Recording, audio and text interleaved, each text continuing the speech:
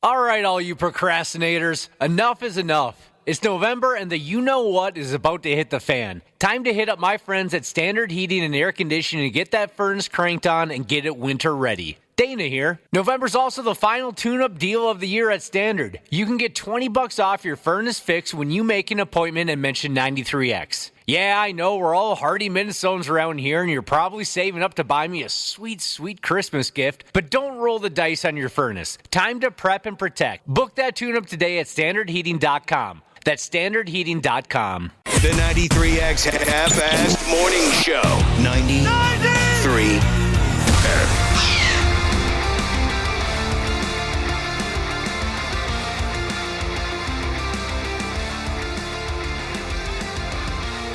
I'll tell you.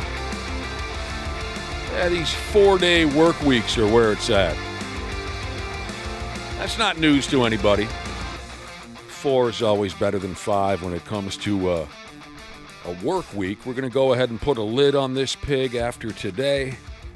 Appreciate you hanging around. Welcome to the Friday edition of the 93X Half-Assed Morning Show. And we got a lot to cover before we can crunk walk out of this nightmare. We got a lot to do. You know, I don't think we've ever done this before, Cubby. How about I give folks a little sneak preview as to some of the topics we might cover.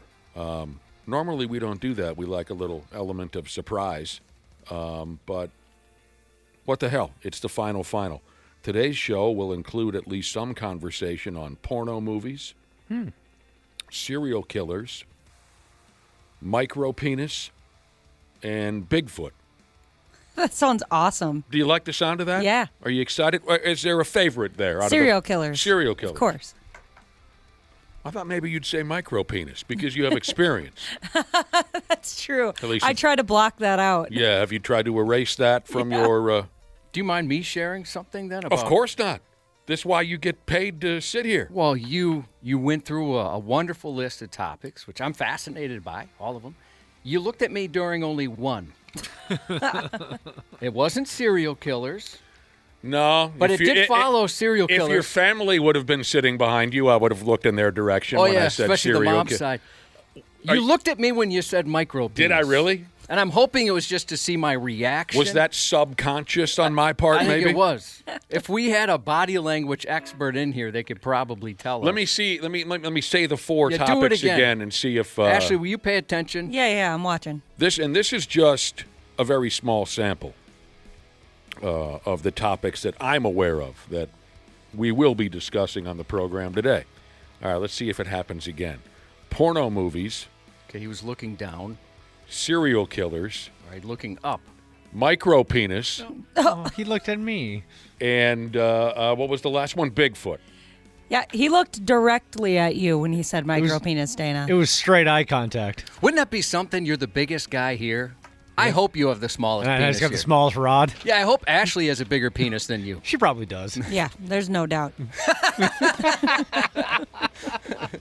Oh, no. Timberwolves belong in the East. Jesus noticed that, Nick, when you said micro-penis, you looked at him as well. Did I? Yeah. There's a few of us that are quite offended. There's, subconscious things that we do. We don't mean it's just like an automatic scientific kind of a thing. That's just a few of the subjects we'll get to. Ashley picked serial killers as her favorite. Maybe there's some combinations amongst those different topics. Quite possibly. Now that...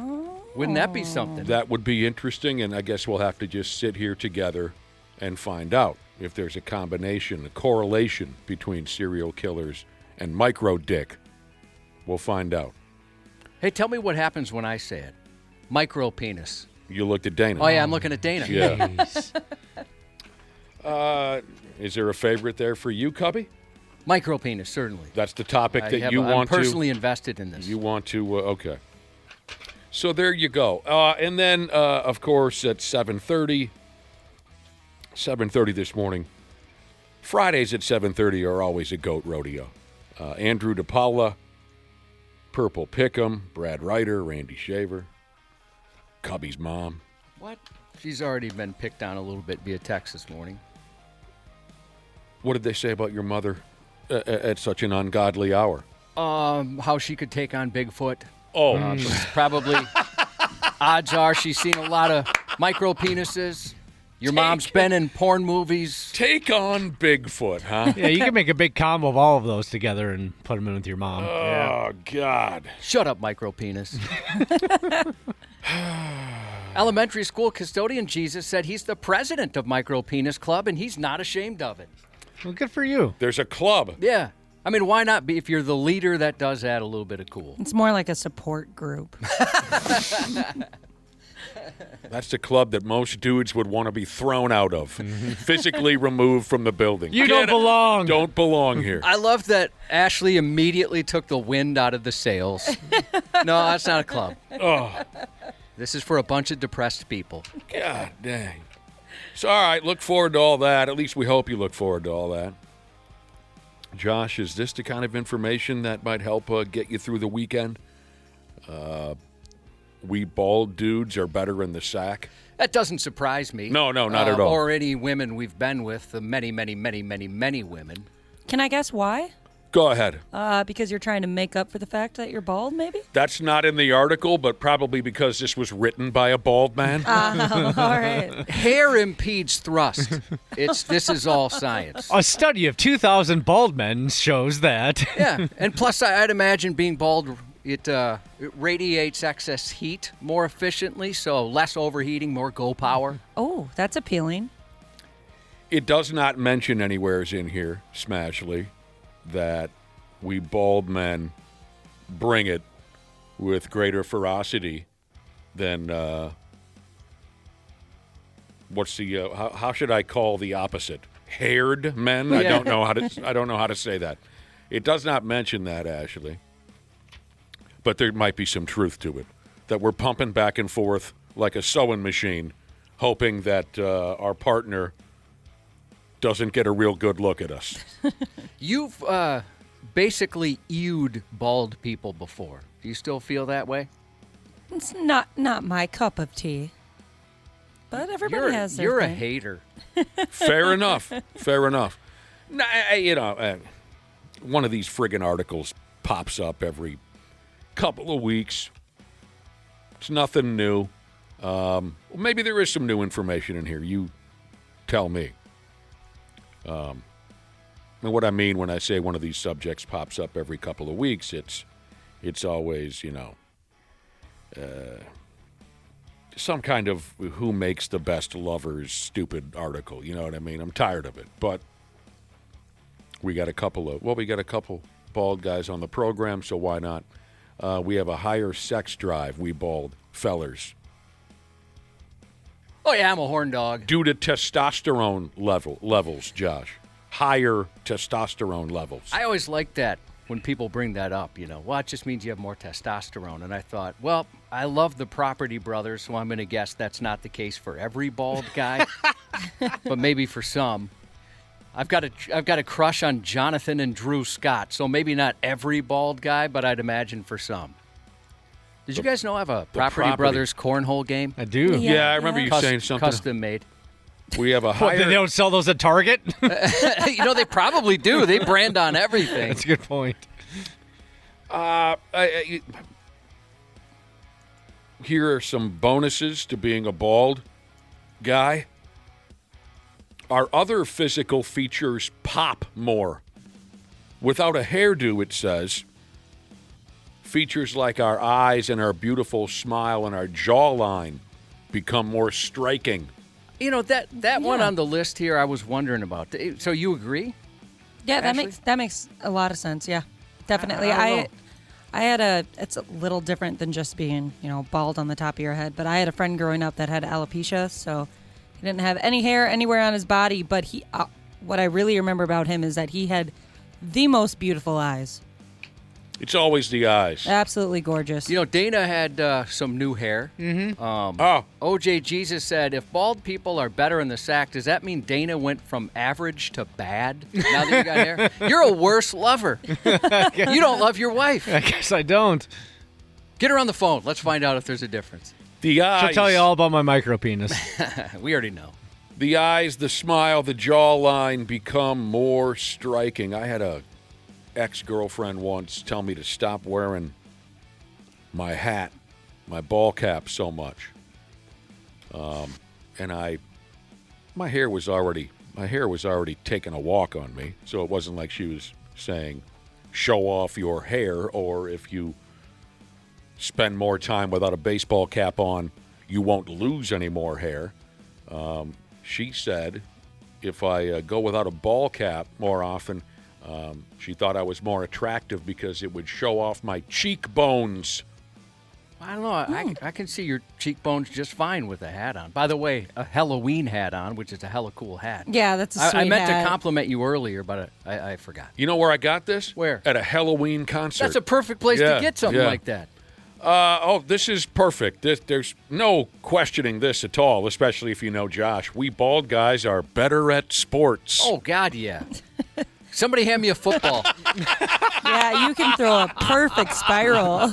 It's not uncomfortable to watch whatsoever.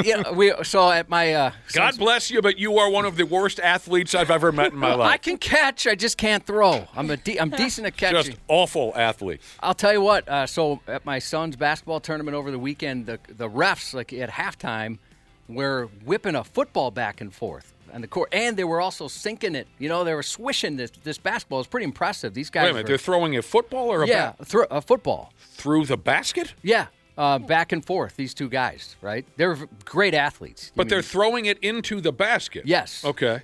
And so I just thought, like, please God, don't let that ball come over to me. By the way, I have 3 assists in that tournament because the basketball kind of kept coming my way. But I was afraid that what if the ball comes, I'm going to have to, like, walk the ball over to the guy because I can't throw it in front of all these Don't you dare ever throw a football in public. Trust Josh. me, I was thinking ahead, like, okay, if it comes my way, do I underhand it? Or do I just walk it over Josh, like with the Underhand, If definitely.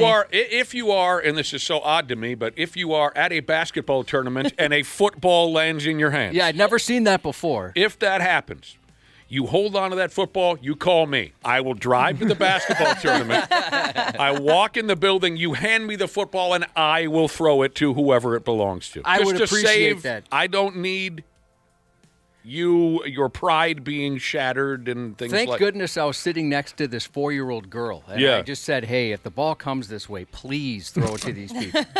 Somebody needs to know how to throw a spiral. So, yeah, we bald dudes, we'll throw the leg for you in the sack, they say. We're better at sex.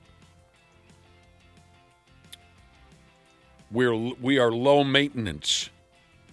You don't got to worry about us being low I think I'm sensitive low maintenance. characters. I think I've asked you guys this before. Oh, I was thinking like showering wise, like hygienic. Well, let me read further. Okay, right. I took that wrong. When I read low maintenance, I thought they meant we're not little sensitive characters that They meant grooming. they mean grooming. So what does it say here? Yeah, we're not worrying about our appearance as much as other men might. You I were think saying? Yeah, I think I've asked you guys this before, but do you wash your head? Like Yeah. shampoo and Yeah. conditioner? Yeah. I just use like everything from head to balls to everything. It's all the same. Bar thing. soap Oh, all only, right. of course. Bar soap Oh, only. because we're Oh, men. yeah. Yeah.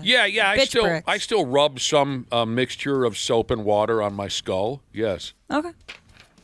Yeah, So you're not saving money, technically. Oh yeah, we're saving money. I mean, because I don't have like specialized shampoo. I've got a $1.07 bottle of body wash. Oh, all right. And it goes all over. It's like haircuts. I mean, I can't even imagine how much money I've saved on haircuts. I mean, Haircuts. 26 years of not needing a haircut. You're missing out on that conversation, though, Josh. Maybe can I just pay to go talk? I think that's called therapy. A lot of those people I bet really it's cheaper like to at talk. Sports Clips. Oh, absolutely. I mean, finally here, in this report on what makes bald men like Josh and I so ungodly attractive, the last little element here is really strange, and I'm not sure why it was included with the rest of the information. We're also, Josh, less likely to develop testicular tumors. I mean, that's great and everything. Maybe but there's more what the hell is that doing in the testosterone? same article as Yeah. how we can have sex better and we're great athletes? Oh, also, you're not going to get a cancer lump on your nuts. Fair enough. I Well, mean, you'll take it, obviously. everyone goes home a winner, I guess. Everyone. That's all there is to that right there. What else is going on, Cubby? Seriously, though, how do you throw a spiral? I mean, I think I have. You got to let it go, dude. I get the grip right. You got to let it go. You know what, Josh? When you take your son to those football camps, and you say you took him to Jordan Addison's football camp, maybe you should just sign up too and kind of go through the lessons with them to kind of learn some of these things. Yeah, you know what? I probably could use the help. Just call me. I've been taught it just doesn't work. Is it possible I'm too manly to throw a spiral? Probably, yeah. That Yeah, has to be it. yeah. Thank Oh, you. God. Andrew DePaola, Purple Pick'em. I mentioned that, didn't I? Randy Shaver, Brad Ryder. It'll be good to talk to Depot. Oh, sure. Sure, he's always a fun person to jaw jack with. True. Sluts, too. We can talk a little bit about sluts. You don't got to wait on that. We can cover it right now. Dana was saying that one of his gal friends recently was complaining about, and this mirrors a conversation that Josh and I have had many times on this radio program. You have a gal friend who was saying recently that sluts have it too easy these days. She did. She went on a big rant about it, specifically about sending, nudes or thirst traps and whatnot, because she says gals these days, they have their iPhone 17s, they have their ring lights, they can send a Snapchat to multiple guys at once, they have filters, they can make it look all great. But back in her day, she'd have to go take the family's digital camera after her parents went to bed, go down in the unfinished basement bathroom with one light bulb, try to look sexy, upload the photos onto the family computer, email them to a guy, and then double, triple check that she deleted them from the camera, from the Right. That is quite the computer, process. and make sure you empty the recycling bin to make sure that all evidence was gone. Do you think she could send us photos from then and now just for comparison?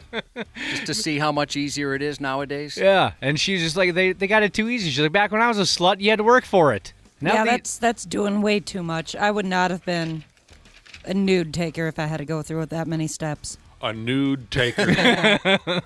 Yeah, I'll she's right. take it. It's the same conversation, really. I agree with her. It's the same conversation that Josh and I have had about, the young fellers these days with all those apps and whatnot.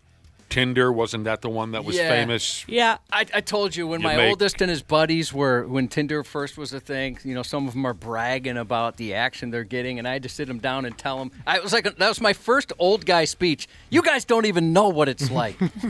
We had to go, first and foremost, you had to go find them. Right. So everybody had to guess, where are they going to be? Then you had to wait out all this competition and stuff. Their mode is just, they message somebody and go, sup. yeah. And it was like Yeah. ordering a pizza after that. Now, people have told us since then it's a little bit different, but that doesn't even count. I was actually frustrated by that. Yeah, you had to go out, you had to meet someone in person, you had to get a phone number on a napkin or something, and then try not to lose it, and then hope that it's an actual real number and that they might answer. And pray their That parents sucks. didn't answer? Yeah. Yeah, but they're bragging about it. Like, they know anything. By the way, somebody says to throw a spiral, I have to use both hands. Okay, I'll give that a shot. Oh, no. That's good advice. I'd Thank like you. to see that. Well, bowlers evolved into two-handed throwers. Maybe it's time for football. Oh, are to- they really Yeah. using two hands? Oh, it's crazy to see that. Yeah. Like, are you watching it on TV? Or I just, try to catch bowling on television as often as I can. I think yes. I'd be embarrassed. Well, they're not. I mean, I can't remember when two-handed bowling first became a thing, but no, I mean, Is it because their lanes are different than average lanes? their lanes are different than average lanes. Well, like on the average one, you've got those bars on the sides, so it kind Oh. of keeps the balls going. Yeah, the rails? Yeah. Yeah. And do they have those kind of like little slides? No. These are professional bowlers, Josh. There's no rails. I'm there's trying to no, think of all my bowling experience. There's no fun little pink slide that the ball goes down. They just two-handed bowling. You haven't seen two-handed bowling? No. There's got to be a Josh's mom joke in here somewhere. Yeah, something about holes or Oh, something. God, yeah. they put just a ton of snooze on that ball. I'm still a fan. So of they don't put their fingers in the ball. That sounded dirty. They just. I believe hold on they the outside? they might have a thumb. Huh. Who started that? I mean, there's like The guy that I remember seeing very first two-handed bowler at the professional level was Jason Belmonte. okay. Oh, Yeah, you're right. I looked it up, and you are correct. I've never seen that before. And I don't know what fingers are. Two fingers are inserted into the Okay. holes, and the thumb is left out. Word. Yeah, she's looking it up, so there you go. Oh, yeah, you got to check that out. So maybe that would be the one and only way that you can throw a proper football. Yeah, just two-handed. I think that'd be the only way I could look more ridiculous. Picturing that is way too fun. It's true, though, like when my boys were younger in football, I'd have to like go find a secluded area to toss the ball back and forth. And I'll tell you what, when they got old enough to realize it was frustrating, they let me know. Oh, I bet. Two-handed bowlers, according to our listening audience who have texted in this morning, generate more RPMs. Is that right? I'll go along with it. So there you friggin' go. You know, it's kind of like they always talk about in basketball how underhanded free throws are more successful statistically, but still everyone's kind of too embarrassed to do it. Wasn't there a college kid that was doing that not Every too long ago? Yeah. year there's one or two kids at the college level who are still doing the granny shot. A friend of mine, his son does the granny shot, and he's, very, very successful at it. But even as a dad, he's a little embarrassed. This is like a 14-year-old kid? No, he's. Oh. I'm gonna guess 11. Oh. Yeah. He's embarrassed. He is. He's embarrassed. I could understand. Anything going on this weekend? No, nothing. Oh, that feels good to say. Yard work. Yeah, yard work. Unfortunately. I'll be out there myself as well. I did end up getting one of those leaf suckers yesterday that we were talking about, and it's been working great. Those leaf vacuums. Yeah. One of my neighbors had a company come out and vacuum his lawn. I was joking about it with a neighbor yesterday. I'm like, geez, it looks like Scott vacuumed his lawn over there. And he's like, well, he did. He had a company come out and they actually vacuum. It's perfect. It looks like carpet. So, I can't imagine what that would cost. Probably way too much. Dana was talking about this yesterday. He was going to go buy a little leaf vacuum. I told him not to because the one that I bought, it clogs so easily. It just became a pain in the ass. But you had some luck, huh? I did, yeah. Well, I talked to a buddy who does yard work for a living. He said, with your yard, the size of it, and the fact that the leaves aren't wet, it'll work perfectly for you. You look ridiculous because you look like a Ghostbuster with the thing on your back, I've never thought of a Ghostbuster as looking ridiculous. Oh, okay. I always thought Yeah, I was they. kind of a person with a micro penis thing to say right there. Oh my gosh, I completely forgot to tell you guys, speaking of yard work, I was gifted a torch. Oh, you got one now. Yeah, I am ya? so excited. I can't wait to burn stuff.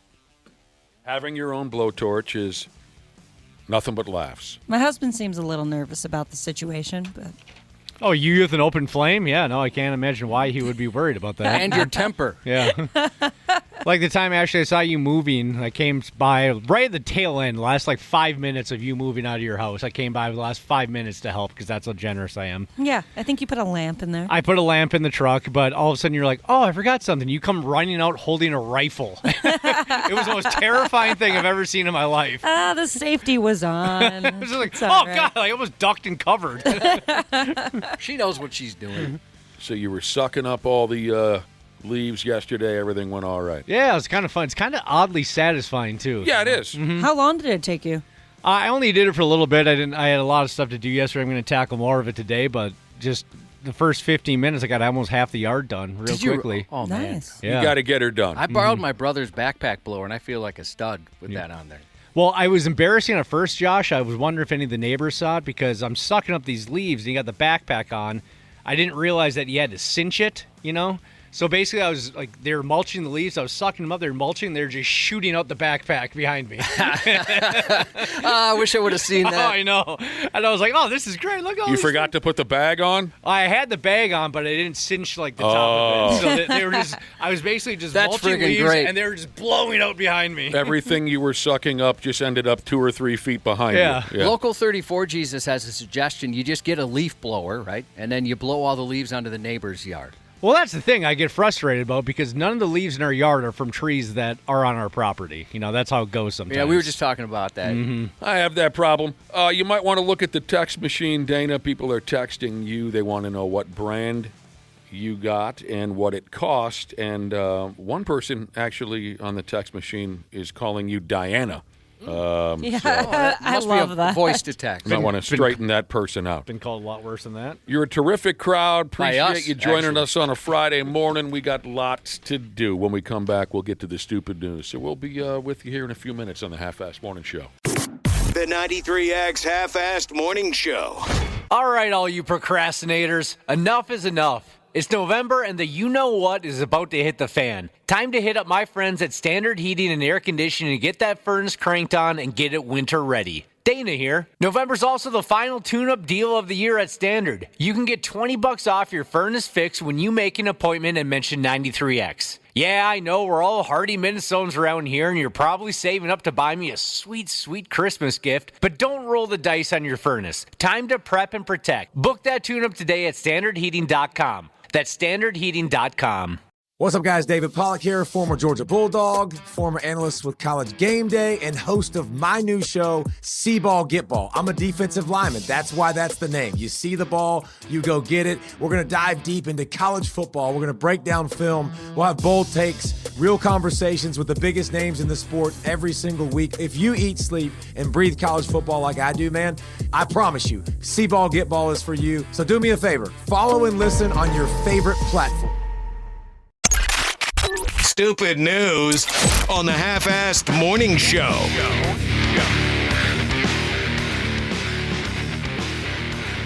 Here we go. Yeah, the stupid news. We're going to get her going here with a scary story out of Australia. Nobody should have to deal with something like this here. Let me try to piece this together for you, Cubby. A completely insane woman, probably on bathtub dope. She broke into a married couple's house out of nowheres, swinging around a scissors, looking to kill everybody in the house. That's not cool. This happened early in the morning, too, right away in the morning. All there was in the house was a married couple. So here comes this crazy lady into the house, break of dawn, swinging his scissors around, looking to kill anybody who crosses her path. This married couple had just come to, they'd just woken up, and here she comes. What makes this nightmare stupid newsworthy is if you see the home security camera footage, the husband of the house fights off the killer lunatic lady while wearing a tiny set of Speedo-looking drawers. I mean, he's a bigger boy. Yeah, it's a good look. And he's wearing a pair of drawers for a third grader. This is up on 93x.com. Appreciate that. He looks ridiculous. He does look ridiculous. This is why I sleep fully clothed, because if somebody broke in, I'd be too embarrassed to run out there in underwear. I'd have to get dressed. What do you have on when you hit the old sack? I like to wear like business casual. So yeah. maybe Do you wear the underwears and the basketball shorts and a T-shirt? polo, maybe some slacks. What do you wear? Yeah, just pretty much what I'm wearing right now. You wear your underwears and your basketball shorts and a T-shirt. Yeah, and socks. I hate to bring this up. Oh my gosh. That's honestly the weirdest part of that whole entire thing. I hate to bring this up because I know it grosses you out, Josh, but Is this a sex thing related to you? Because I should take my headphones off. no. It's even worse, I think. no. Dana, you'd be screwed. They'd have nudes of you. Do you still sleep nude? Yeah. Oh, what? Yeah. Dana sleeps completely I naked. sleep completely naked. Right, so you're saying if this happened to Dana, Yeah. he'd be naked on the internet. I have thought about that where if, I had to get in there's an intruder in the house and I got to fight him naked or something, or I got to run out of the house completely naked, that'd be, Like if there's a fire? yeah, that'd be ugly. Well, maybe you'd have better luck with an intruder because nobody wants to mess with a naked dude. Right. Yeah, they take one look at me naked and they go, no, nothing in this house could possibly be worth it. He's got enough trouble based on his physique here. So you got to check out this this character. It's pretty funny. The husband. The body type makes it even better. He looks like an old AWA wrestler. Yeah, I mean, facial hair, everything. He's got a big old barrel. He's a bigger boy. Kind of a wild head of gray hair, big old gray goatee. He looks as if he was recently spray tanned. He looks like he'd be fun to drink with. Yeah, I bet he can put away a case of Australian beer before you can say Dick Tracy. But he's got this tiny little pair of drawers on. He just looks silly. Truth is, Tiny there and his wife, they had to fight like hell to keep this escaped mental patient lady from gutting them both. They say she had superhuman strength, and that's those bathtub drugs, I would imagine. They make you as strong as a mountain gorilla, at least for a little while. The wife, by the name of Jane, Mr. Tiny Drawers, he goes by Steve. Jane is the wife. Jane said, imagine this. She said, I got out of bed. I left the bedroom, probably going to take a leak or something, and she sees this complete stranger lady standing in the hallway holding a scissors. Heck no.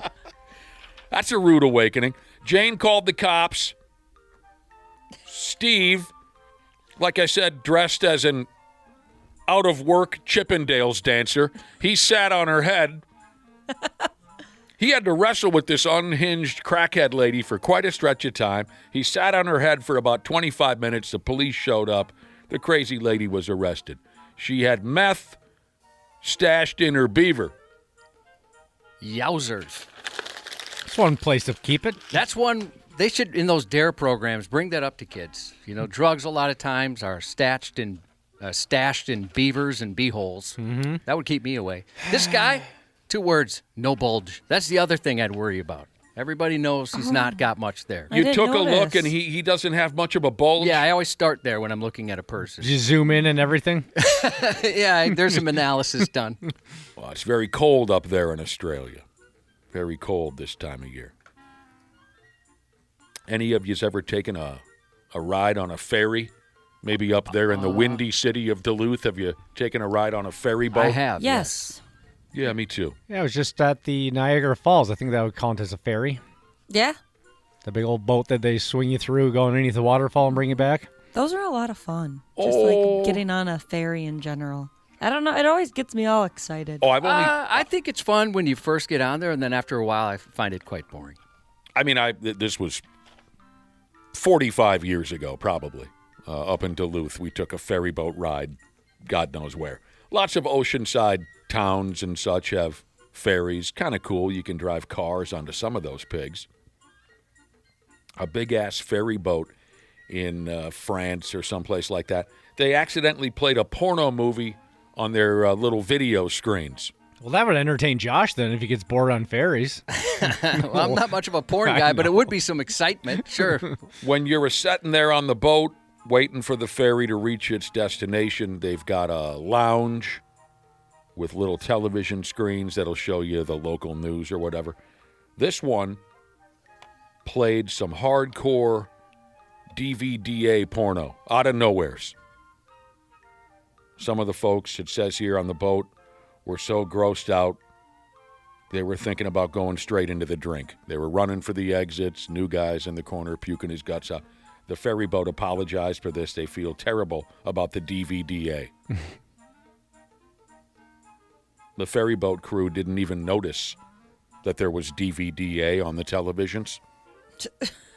They were busy doing whatever ferry boat workers do until they heard the screams. It says here to try and keep this from ever happening again, the ferry boat company has permanently removed that porno channel from their televisions. According to one witness. Kind of weird they had that on there in the first place. That's France. I don't know. Oh, yeah. Yeah. Good point. They don't really understand. According to one witness, when the porno movie kicked in, this witness said kids were running away from the television while screaming. So it must have Wow. been a good one. That would not have been me. You'd been intrigued? I mean, Yeah. that seems a little silly. I can understand a kid being disturbed, but running while screaming? I think I'd be embarrassed if that was my kid. The same witness said, I didn't see it, but I could hear it. Oh.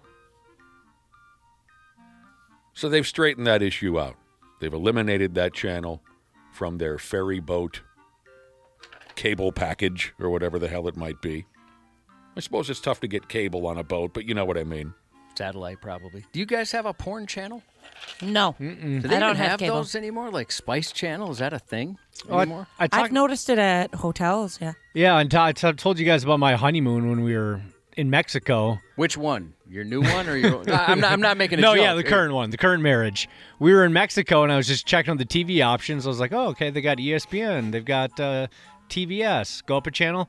It's a woman on a boat getting servicing 5 guys at once. On a boat. It was just like in between channels. Like it wasn't like you had to search out like 999. It was just like right in the mix of all the other channels. In between PBS and ESPN. Yeah, no, seriously, that was what it was like. Actually, People must masturbate a lot at hotels because it seems like they all have that. Oh, yeah. What Oh, else yeah. is there to do? You know. Right. Well, plus maybe you want to put on a little show while you and your girlfriend and her girlfriend. You know what I'm talking about? Yeah. Nice. I don't have any porno channels anymore, but Have you searched? Like you've actively looked it out? Yeah. Or looked it up? I think when I first got this new setup, I'm not sure what it is, but when we first got it, I scrolled through every damn thing. What's fun at my neighborhood bar, they still have cable. And when I had cable, I had this same option. There's 8 or 10 porno channels, but you have to pay for them, right? So at our neighborhood bar every once in a while, someone will be sitting there and they'll say, hey, put it on the Gopher hockey game, right? And then the bartender's got to scroll. He don't know where to find it, right? Especially these days. There's so many different channels that Gopher hockey might be on. So the bartender's got to sit there and thumb that remote, and eventually he will end up scrolling past the porno channels, which are available. So while we're sitting there, everybody gets a laugh because suddenly right there on a massive television, you have the option to order, urinating cheerleaders part 6 or something, right? And the bartender always tries to go as fast as possible. And there's always one swinging D at the bar that says, no, hold it right there. Let's go. We're good. Go back too. Right. Runch from Ice Jesus said he used to do window cleaning, and they'd go to assisted living and nursing homes to clean the windows. He walked into some old guy's room to clean his windows, and he was watching a porno called Harry Bush 7. I don't like that. I don't know if you noticed this. I intentionally said DVDA out loud 3 or 4 times, hoping. Yeah, I was wondering what was going on there. I thought it was just a Nick thing. None of you want to ask me what that means? Or, I or honestly, you already know? Sometimes you do stuff like that. you mispronounce things Yeah. on purpose. Isn't that like gangbang porns? DVDA. Double vaginal, double anal. Yeah, so like a gangbang? I don't even know how that's possible. Oh, it's possible. I'm not even talking about We'll send you diameters. some links. I'm not talking about diameters, but just working your way into that position. Yeah, you got to be. Do you have to be Oh, yeah. pretty good friends with the guy? Oh, for Pete's sake. You got to be best friends Yeah. with the guy. Yeah. Like, he didn't just meet that day at, like, catering, right? Dude, that's true. How's that possible? It is a hell of a lot of legwork. Yeah. And I don't mean that as, like, homework. I'm talking about you need to have strong thighs. Like, if Cubby and I were to get together to work together, Yeah. it's a lot of leg. I mean, you got to be kind of big, too, right? Because otherwise you have to be right up in there. Ashley, you're so good at drawing. Will you draw me a picture on how this would work out? Yeah, I can try. Great visual heading into the weekend. I was just waiting for someone to ask me, what that meant, and you guys let it slide. Josh, I'm stuck. I have no idea. I need to look this up. Yeah, I don't I don't want know to, either. but I Yeah, have to look it up. I thought that just was a gangbang. I'll explain later. So I guess it kind of is. On a side note, I have no details on this. This is just a separate headline that I read. It says here, online porn that shows choking is going to become illegal. Well, what the hell am I supposed to do on New Year's Eve? Online porn that shows choking is going to become illegal. Isn't that something? Some traditions are sacred. I can understand that. Yeah, Yeah, I that can makes too. sense. You're talking about porn in bars, Nick. I was in New York City about 10 years ago visiting a buddy. And he said, hey, do you want to go to the porn bar? And I said, sure. I wasn't really sure what he meant by that. I thought it might be a nickname for a bar or just a funny name. we go in there and it's your standard bar, TVs in every corner and stuff, and all showing various different porno movies. Was it a porn night, or is that their? No, that's bit all just the their time? thing. They just had different DVDs running on each TV, and it was the porn bar. Oh, Nick, that sounds like just heaven for you. I don't know. I mean, I would enjoy that. Would you really? A friend of mine recently went to one of those joints in Texas. There's just hardcore porn running on the televisions all night long. you guys wouldn't feel kind of weird with just walking in there. There's a bunch of strangers in there. It depends who else is in there, like the demographic. If it's like a bunch of old timers, I'm probably gonna turn around and leave. If for some reason that seems more weird than a strip club to me. It certainly would be weird. Oh, absolutely. Maybe just because it's less common. Absolutely, it would be weird.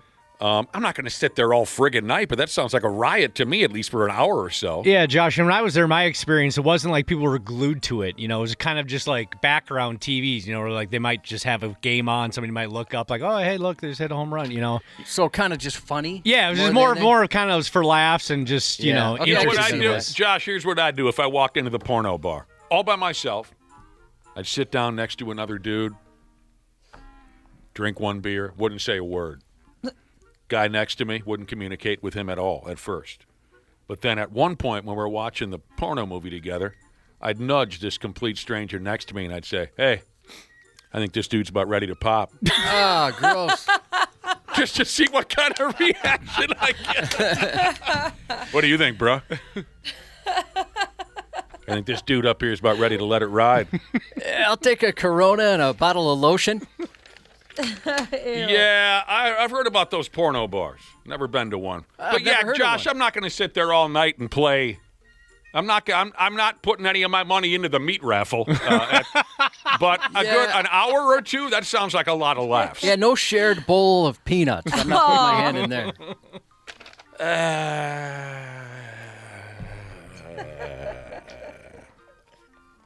Yeah. Hey, bud. I don't think they're really brother and sister. What do you think? The bathroom's always occupied. I won't give you any spoilers, but I know how this one ends. I've seen this one before. Right. All right, now I'm not terribly familiar with this character, but with the popularity of all that true crime, this and that, with the popularity of all the movies and documentaries about serial killers these days, I'm going to go ahead and assume that some of you know a guy from back in the day who went by the nickname of the Golden State Killer. Yes. Certainly. Didn't ring a bell for me. Sweetly. Didn't ring a bell for me. I mean, I remember the Zodiac. He was a Northern California guy. I don't remember the Golden State Killer. At any rate, the real name of that piece of garbage is Joseph D'Angelo. It says here he terrorized California in the 70s and 80s. He upped and murdered 13 people. He raped 50. Mm-hmm.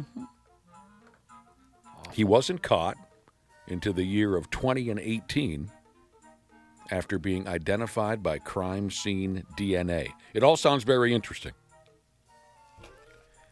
Now, I think he should have just been hit over the head with a steel dildo and killed instantly for what I want him to suffer. you do. Mm-hmm. He is now currently serving a life sentence without parole. A book has been written about this disgusting bastard, Joe D'Angelo. The book is called The People versus the Golden State Killer, written by a dude called Thien Ho. Mr. Ho, I believe, is the district attorney of Sacramento County in California. Now, this might explain everything right here. This might explain the Golden State Killer's behavior. If you read the book, The People versus the Golden State Killer, it says that Joe D'Angelo, the killer, has a micro dick. Loser. They should do that with every evil character in history, don't you think? If they could just change one person from going into the evil business, going, they're going to say I have a micro penis. Maybe I'll just get a job at Office Max. Office Max. That's just the first business. I'm sorry, Office Max. It's the first business that popped into my head. Yeah, I was just at Office Max a couple days ago. I don't know why you Were you gotta- really? Yeah. Oh. The wife was buying... I'm sorry to suggest that's the only alternative. It's just the first name that popped into my head. The Golden State Killer, according to this book that was written about him, has a micro penis. The book goes into great detail on how teeny tiny this dude's little pecker is. It's just like 10 pages about his tiny penis. Great detail. The book says it's, quote, smaller than a pinky finger. There's a whole list of things that's smaller than. Yeah. Okay, we get it. The author, Mr. Ho, he recalls how a police photographer was instructed to take pictures of D'Angelo's pecker from multiple angles. Why, I have no idea. Well, I wonder if the victims had said, he had a micro penis. Mm-hmm. And so they're going to double check that. As the story goes, the photographer got on his knees to take pictures of D'Angelo's wad.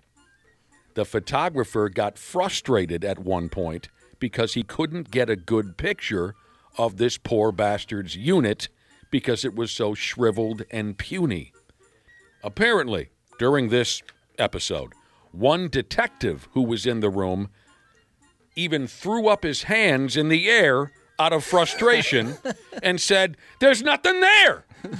The photographer and the detective, who were assigned to take pictures of this man's penis and balls, were just wildly frustrated because they could not get they could not get a decent picture. The book says that D'Angelo, oh, God help us, had to spread his legs and pull back the foreskin. Oh. So the boys could get a decent-looking D-pic. Word is, it was, quote, smaller than the circumference of a dime. Dude. Man.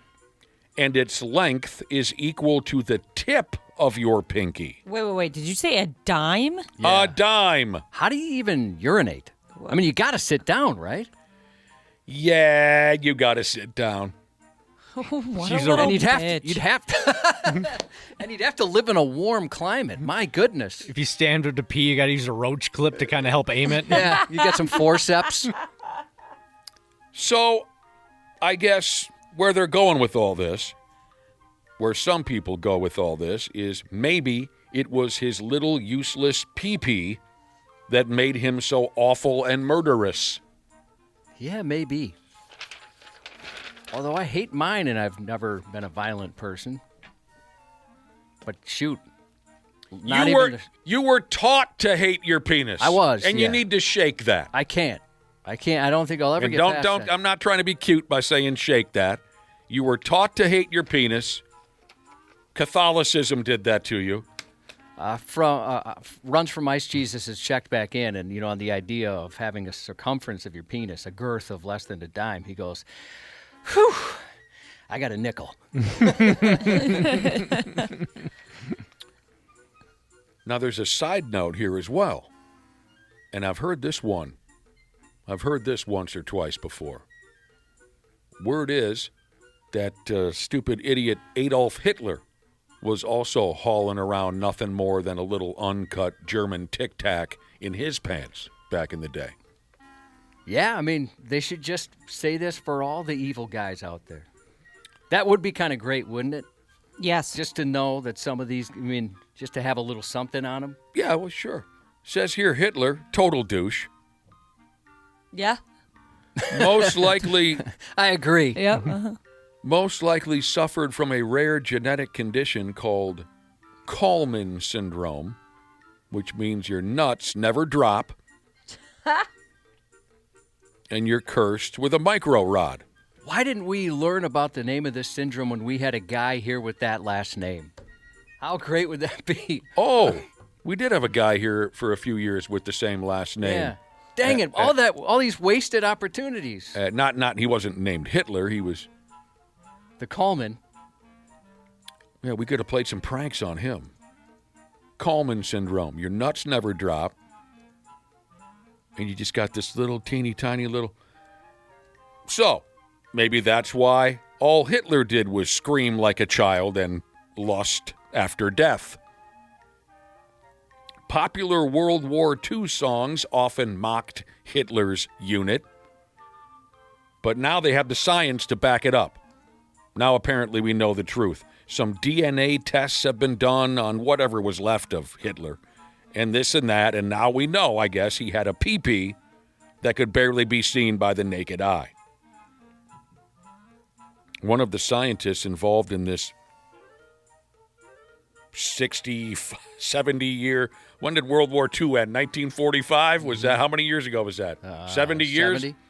One of the scientists involved in this 70-year-long Hitler pecker check said, no one has ever really been able to explain why Hitler was so uncomfortable around women throughout his life, or why he was probably never intimate with a woman. This could be the answer we're looking for, the scientist said. Now let's go get a bite to eat. Fascinating, Just isn't a it? nibble. That is kind of fascinating. Fascinating. We're learning a lot about famous people penises in the last week or so. Matt Khalil, we've heard, has quite the opposite. Former Viking Matt Khalil. I brought up Lenny Kravitz's the other day. Yeah, you did.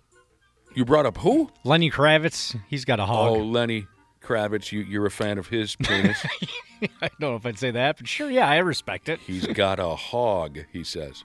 You know, I'm checking texts here, variety of topics coming in, and one of them is people who want to join a micro penis club. There's a few of us out there. I mean, a few of them out there. Son of a, God dang it.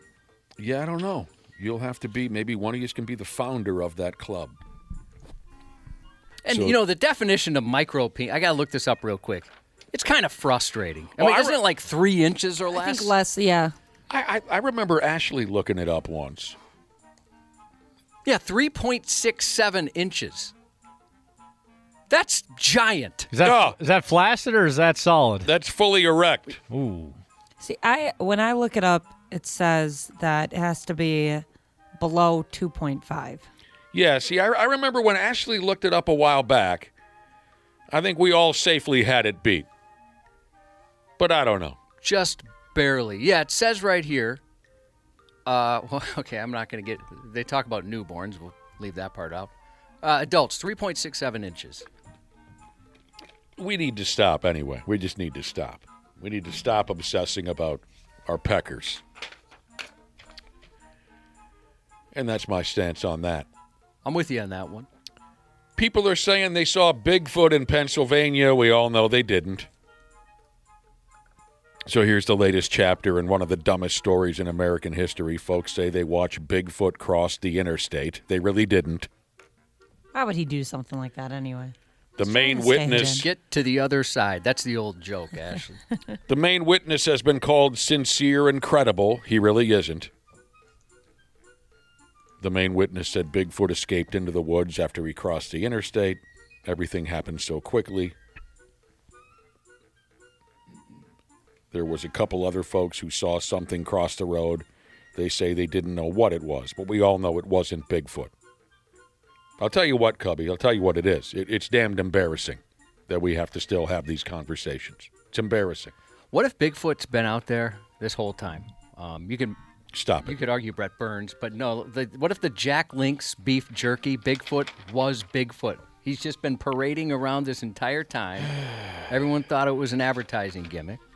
That's a good beef jerky, by the way. Sure is. I kind of hope there is a Bigfoot. I've had enough. Just for all these folks that have dedicated their lives to it and have been ridiculed. No, I'm rooting against them. Are you really? I will root against them until the day that I die. It's funny, like last time we talked about this, people were joking about how good just cameras are in our phones. I mean, they're making movies with this kind of thing. But it's always a blurry photo. Right.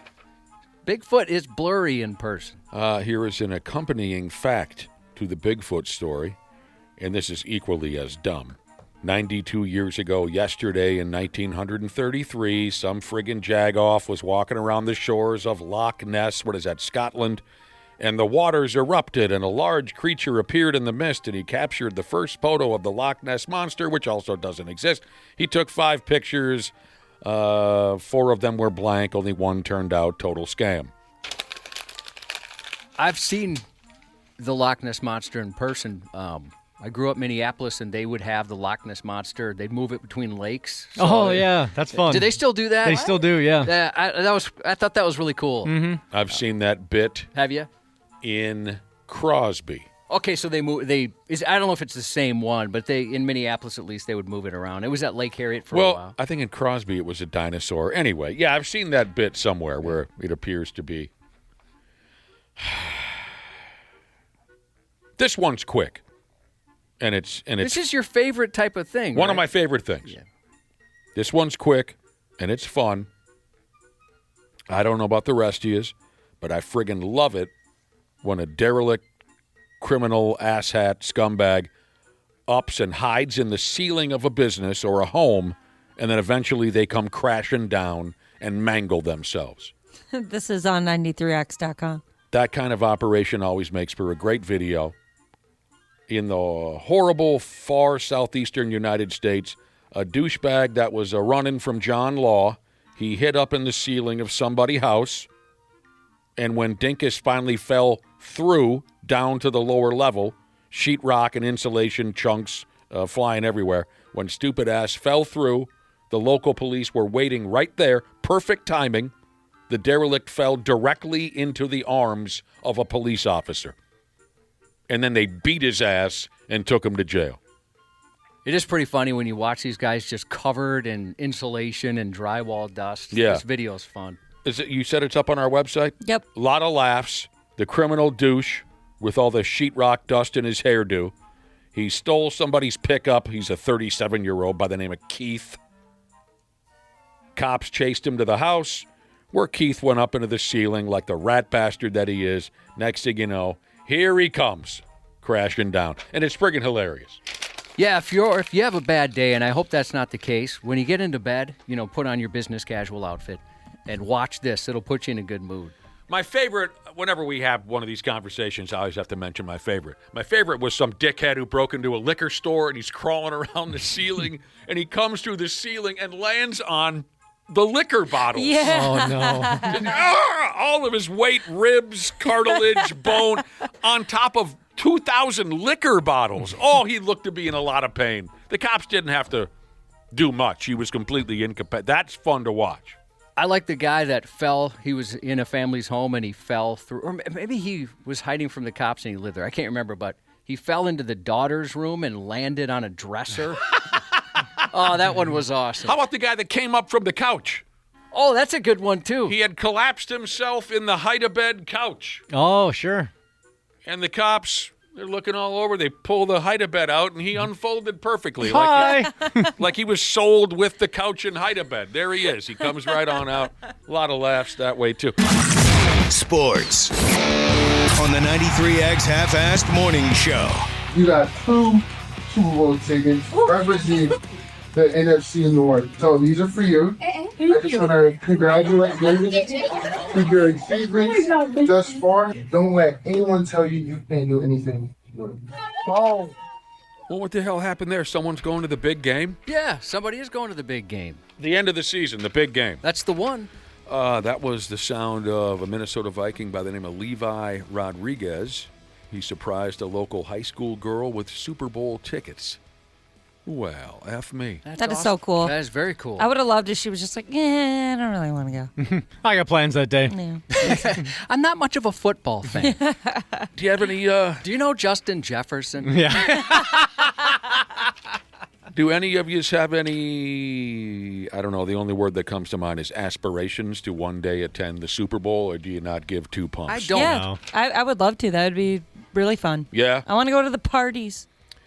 Yeah, you can go ahead and go to those parties if you want to. If Weird Al Yankovic got signed up to do halftime, Josh, I bet then you'd take an interest. That makes a difference, or Iron Maiden. Yeah, I guess if there was a good band or a good Weird We Al. all know Iron Maiden's never going to, maybe Weird Al someday. But, I mean, at the same time, you can see all of it from the comfort of your own friggin' neighborhood bar or your own home. I've been to a Super Bowl. Don't get me wrong. I had a great time.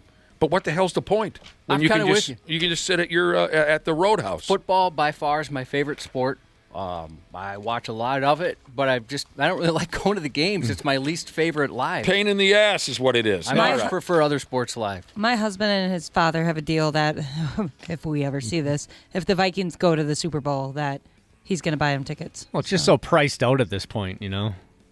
It is. Like a lot of events. But, you know, you never know. If you do go to a Super Bowl, maybe you'll be lucky enough to hang out with a football player like Mike Tice or something like that. It's one of the best ever.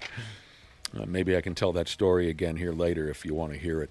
Golden Gopher football plays tonight, a special Friday night game on the road at Oregon. The Timberwolves. Go Gophers, Big Ten Network. Jesus.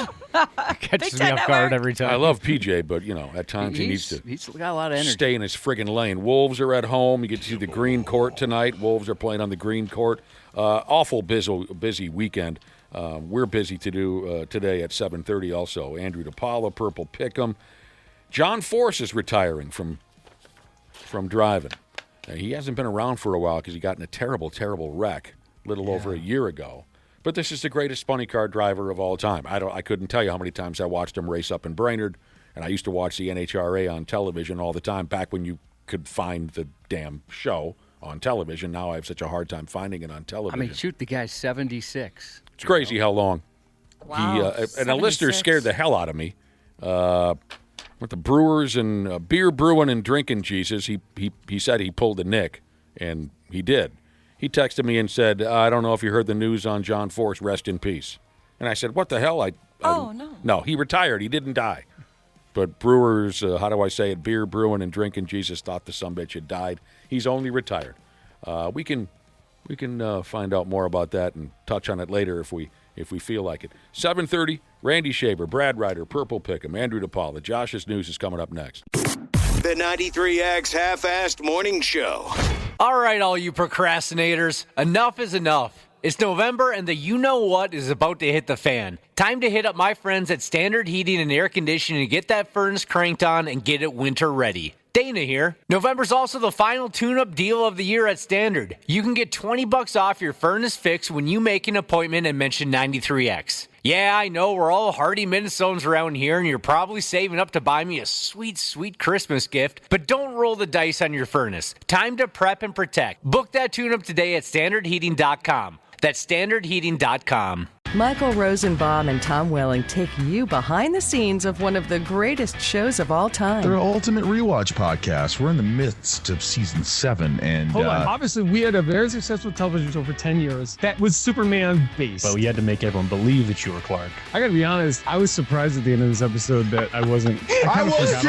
Talkville, the Smallville rewatch podcast. I'm not sure I knew when I was filming it that I was not me. Follow and listen on your favorite platform. Half-Assed Morning Show. They're loud, they lose control, they do their little circus act, they're a nuisance. 93X. Violence is not the answer, you know what I'm saying? Violence is not the answer. And for him running over that person multiple times, let's see if he can serve his justice. The first rule of getting away with a hit and run should probably be don't Google, how do I get away with a hit and run? But in Florida, an 18-year-old did just that. Gerald Jones is accused of using his car to try and kill a pedestrian running over the man, then circling back to drive over the victim's head again and again. Drove over somebody's skull twice? Multiple times, about 3 times. Killed him? No. This guy's got the toughest head in all the land. I saw a skull get run over by an Isuzu Trooper, and the sumbitch lived. Oh, yeah, that's right. An Isuzu Trooper with 7 high school kids in it. And she was all right? Yeah, I mean, she... A little banged up, but... Something broke in her neck, and she had a concussion when it was all over. But the skull, wow, what a tough operation we got going there. An Uber driver told investigators she pulled up to a red light about 11:47 p.m. She stopped to the left of a silver Dodge Dart with Jones behind the wheel. As she waited, she noticed a man crossing the street. And that's when Jones hit the gas and, according to her, hit the man several times. A male passenger later tried to explain to investigators he'd been in the back seat while Jones and Jones's girlfriend rode up front. They were simply headed to McDonald's, he said, when an unknown man approached the car and started yelling. He then insisted he blacked out and couldn't remember anything after that, a convenient bout of amnesia which didn't quite match anyone else's story. Jones's girlfriend offered a far clearer version. She told authorities Jones intentionally drove toward the man, knocking him down and ran him over. She said he then reversed over the man's head, pulled forward to do it again, and reversed once more before speeding away. Go forward, back up, and go forward again. That's a little bit absurd. I agree. It's a Back lot up. absurd. Terry should back up. When police searched Jones's cell phone, they found he Googled ways to cover up a hit and run, a search history about as subtle as how drunk Dana was on his 38th birthday. He was very drunk. He'd also deleted all conversations from the time of the incident on his phone. He was taken into custody Monday and charged with attempted second-degree murder. So he was just looking to kill somebody? I don't know. Even the girlfriend wasn't sure what happened. He just got goofy. And it was a little bit absurd, as that gentleman said. This guy, again, his head's run over at least 3 times. He just had a fractured skull. And he did have a brain bleed, but he's going to be okay. Well, that could kill you. A South Carolina teacher, newly crowned 2025 Teacher of the Year at St. John's High School in Charleston, has been suspended after a parking lot meltdown that could earn her detention in a correctional facility. 37-year-old Sadie Nelson, a popular educator, once praised for molding young minds, now finds herself accused of molding someone's face. She's accused of turning a routine custody exchange into a full-contact sport, punching her child's father and his girlfriend, before hopping behind the wheel and trying to mow him down. Police say surveillance video shows Nelson speeding up in the parking lot and the victim having to jump out of the way of the car. Although police say Nelson told them the victim attacked her. Class wasn't dismissed yet. She reportedly got out and kept swinging until bystanders stepped in to break up the brawl. But then she fled with her son before officers arrived. A school district spokesperson confirmed Nelson has been placed on leave while the investigation runs its course. What, Teacher of the Year can't have one little meltdown? Yeah, I guess they're not going to let her get away with that, it sounds like. Wow, some drama. Yeah, her there. colleagues were completely shocked. I think this is so out of character. They didn't know she had that gear in her. He must She have just had it coming. snapped. A California high school found itself in an awkward academic moment Monday when its principal, Megan Fletcher, was arrested on suspicion of driving under the influence, an unexpected chemistry lesson on an otherwise normal school day. The fun we would have had, huh? If you had a drunk principal? Well, just being at school one day, the cops show up, we're all staring out the window wondering why, and they cuff the principal for a DWI. Oh, that would be so much fun. We would be dancing down the hallway. That would be pretty cool. We would sing songs about it.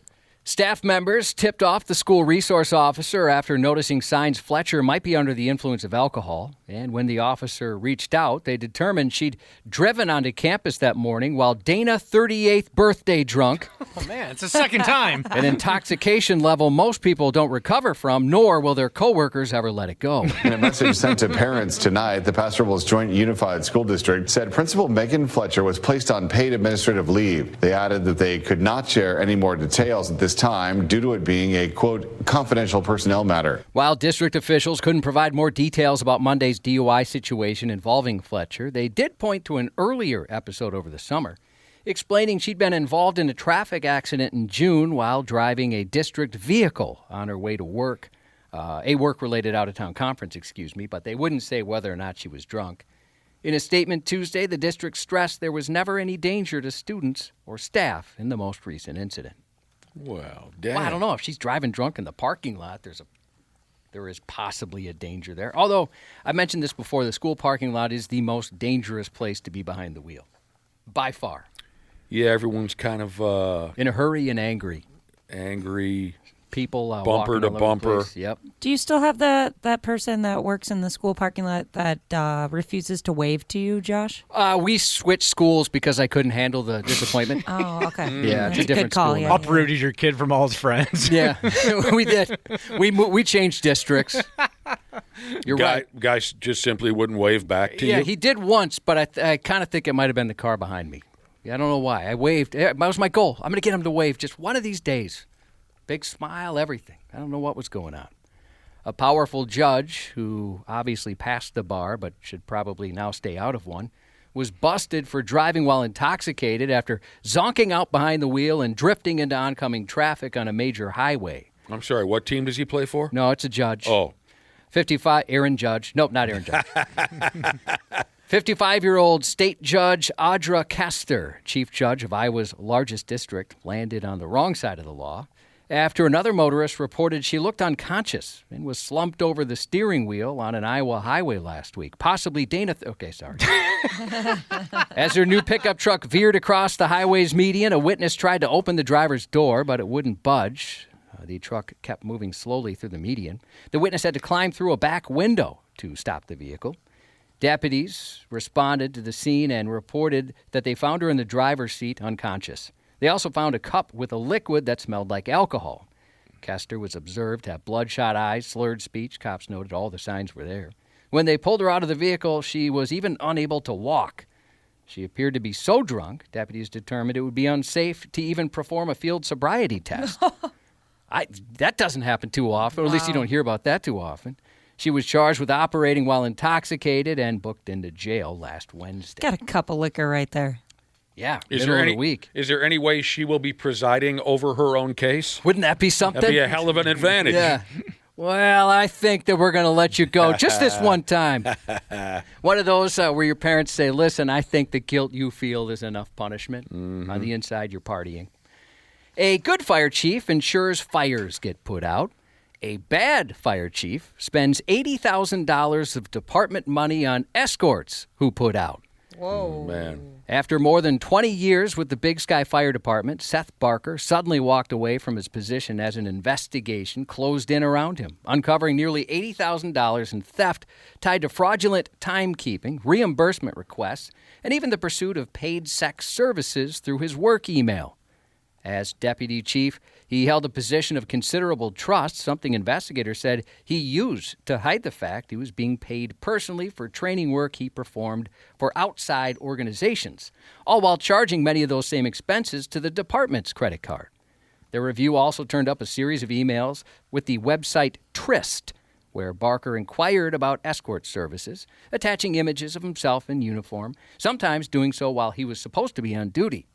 Further digging revealed emails hinting at an ongoing relationship for at least several years with a woman, including indications he visited her during a trip when he was believed to be attending a summit on fire control and prevention, a trip he still billed to the fire department. The department released a statement Monday saying while this news is difficult, the Big Sky Fire Department acted swiftly and decisively. Regardless of position or tenure, all members of the Big Sky Fire Department are held to the highest standards of professionalism, integrity, transactional intimacy, and accountable. The Big Sky Fire Department said concerns were first raised in October 2024 about Barker's travel activities while teaching fire training classes nationwide. Department leaders say they immediately launched an internal review, followed legal advice, and brought in a third-party investigator. He's in some trouble. He faces felony theft charges, could bring up to 10 years in prison and a $50,000 fine.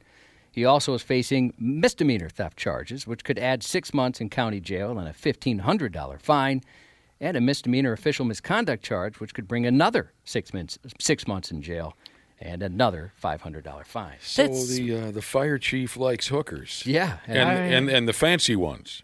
Yeah, ones that, and he'll just put it on the company card. This website is pretty nifty to use. The one he used, Tryst. Tryst? Yeah, all you have to do is enter your city or your postcode, and you can just choose how far away they are, within 30 miles, within 15, and boom, there you go, escort. I was always led to believe that firefighters didn't need much help getting laid.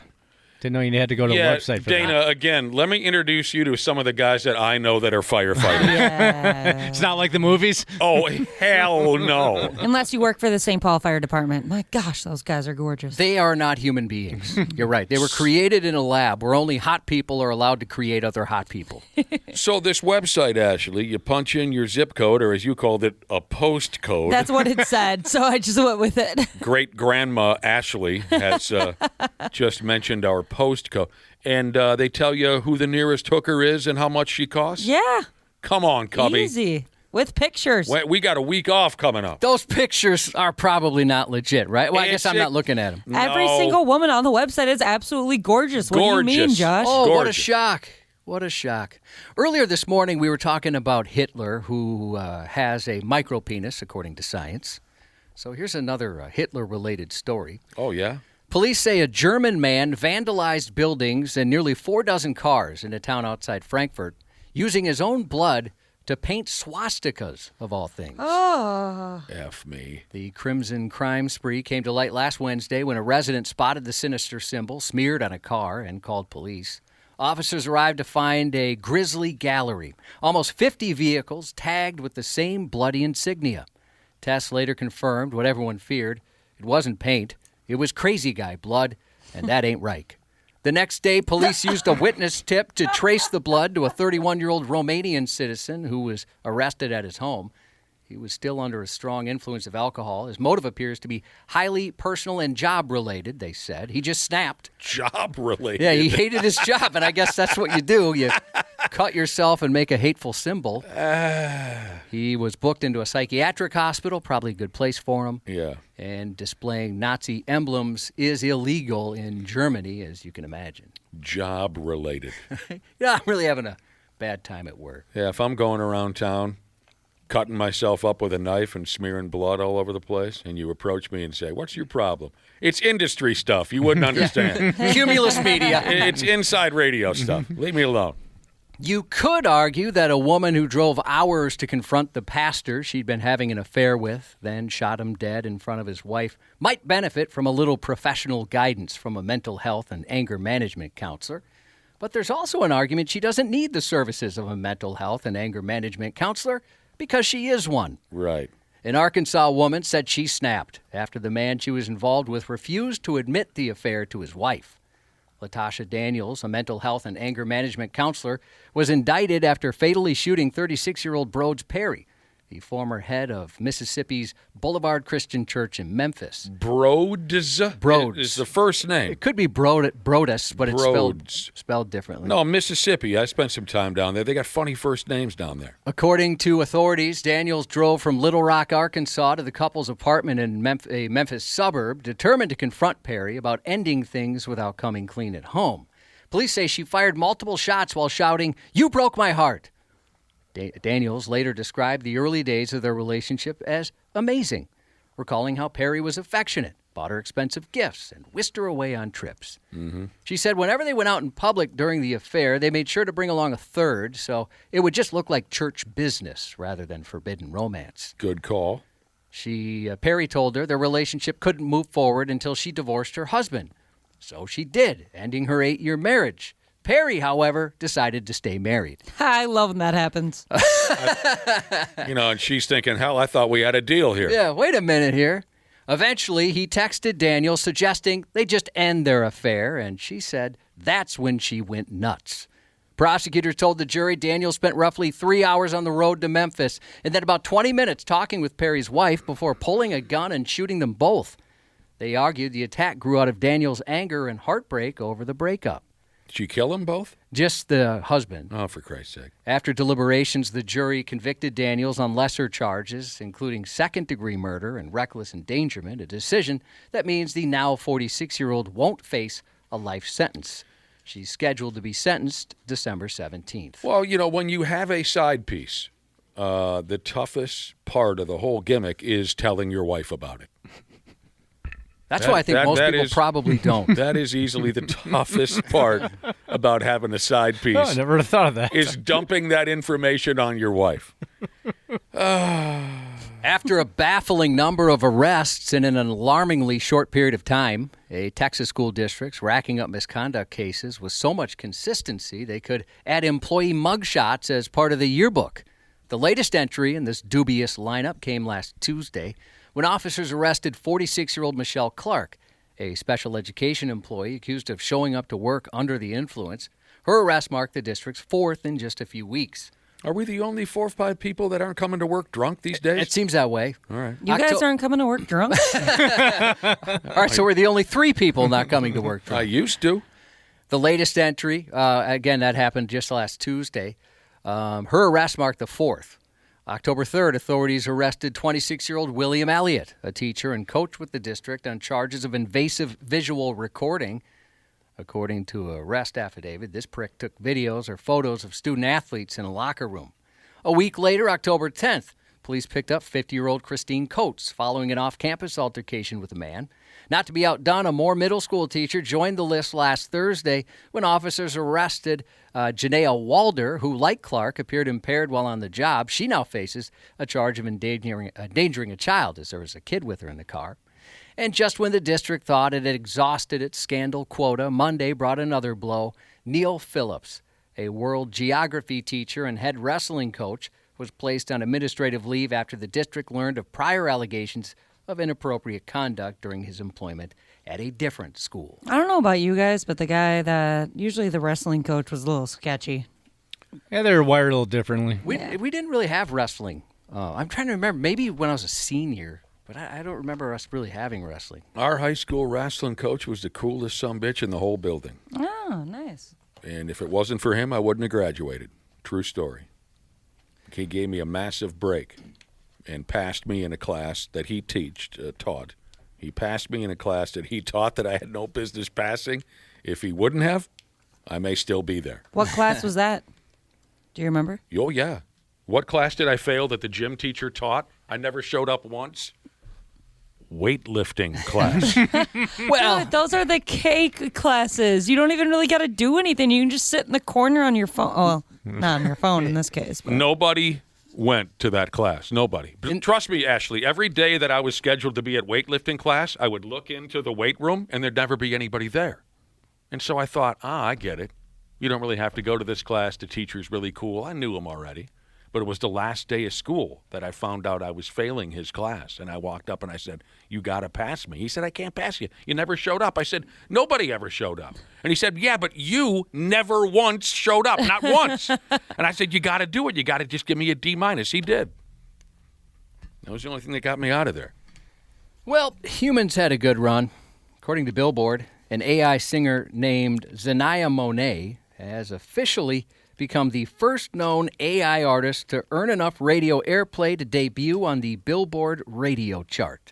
An AI singer, huh? Yep. Monet only started releasing music this year. She's already popping up on multiple Billboard charts, and now the industry has taken notice. She's been signed to a multi-million-dollar record deal. She's not a person, after what Billboard described as a bidding war.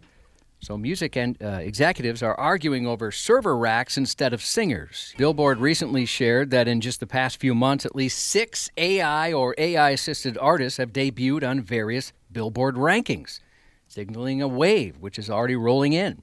One of those songs is called Walk the Walk by Breaking Rust, which just hit #1 on Billboard's country digital song sales chart. Again, that's all AI. In a new poll, 97% of people couldn't tell the difference between AI-generated music and something made by actual humans. Half those who failed were very concerned about it. I wouldn't be able to tell the difference. It was pretty good. Not gonna lie, I was jamming a little bit. In this case, it's this woman. She writes poetry. She writes some lyrics, puts it in the computer, says, "All right, make this a hit single," and that's what you get. It's that easy these days. We've been fooled. We've definitely been fooled. We've heard it before. I can see why. I would never know. I would never know that wasn't a real artist. I don't get it. But the lady who just typed some words into a computer, multi-million-dollar deal. She's getting the money.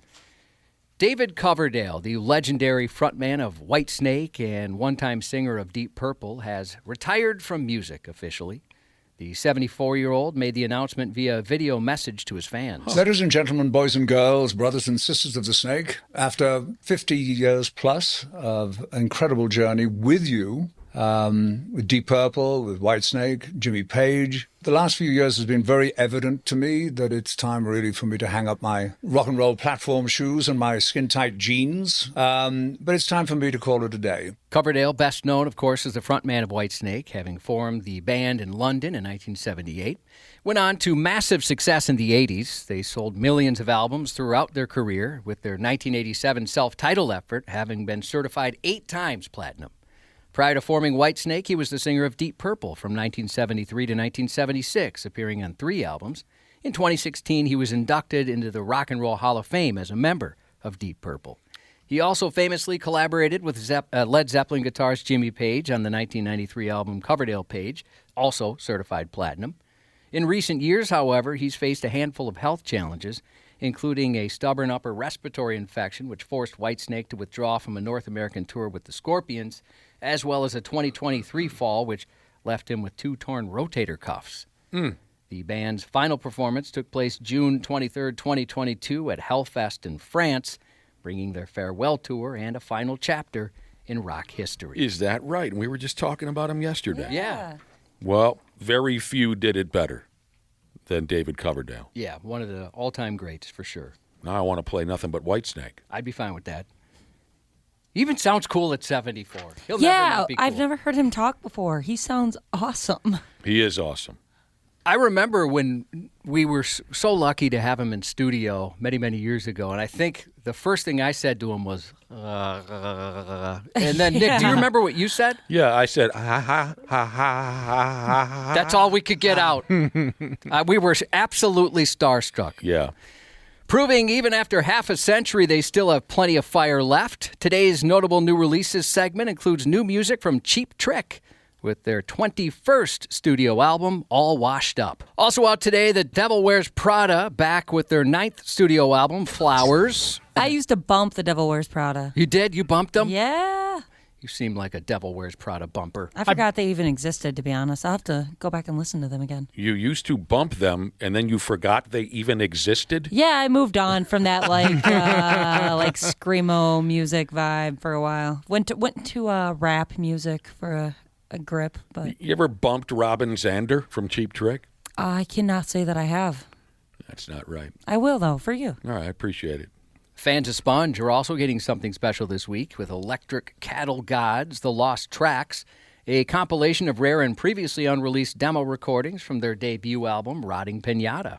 And Brother Kane will release their first new album in 27 years. This album comes out early next year, but today they released their first single from that forthcoming album called Magnolia Medicine, and the single's called If This Means War. For even more rock releases, don't forget to check out the full weekly roundup at 93x.com, just like every Friday. And then while you're at it, follow our Spotify playlist to stay plugged in to all the latest in what you want to bump. A new wave of new movies and series hitting theaters and streaming are here just in time for the weekend, as it is every weekend. Starting in theaters, director Edgar Wright unleashes his high-energy take on Stephen King's The Running Man. Glenn Powell, who hosts Saturday Night Live this weekend, stars as a fugitive forced to survive a deadly game show where contestants are hunted for entertainment.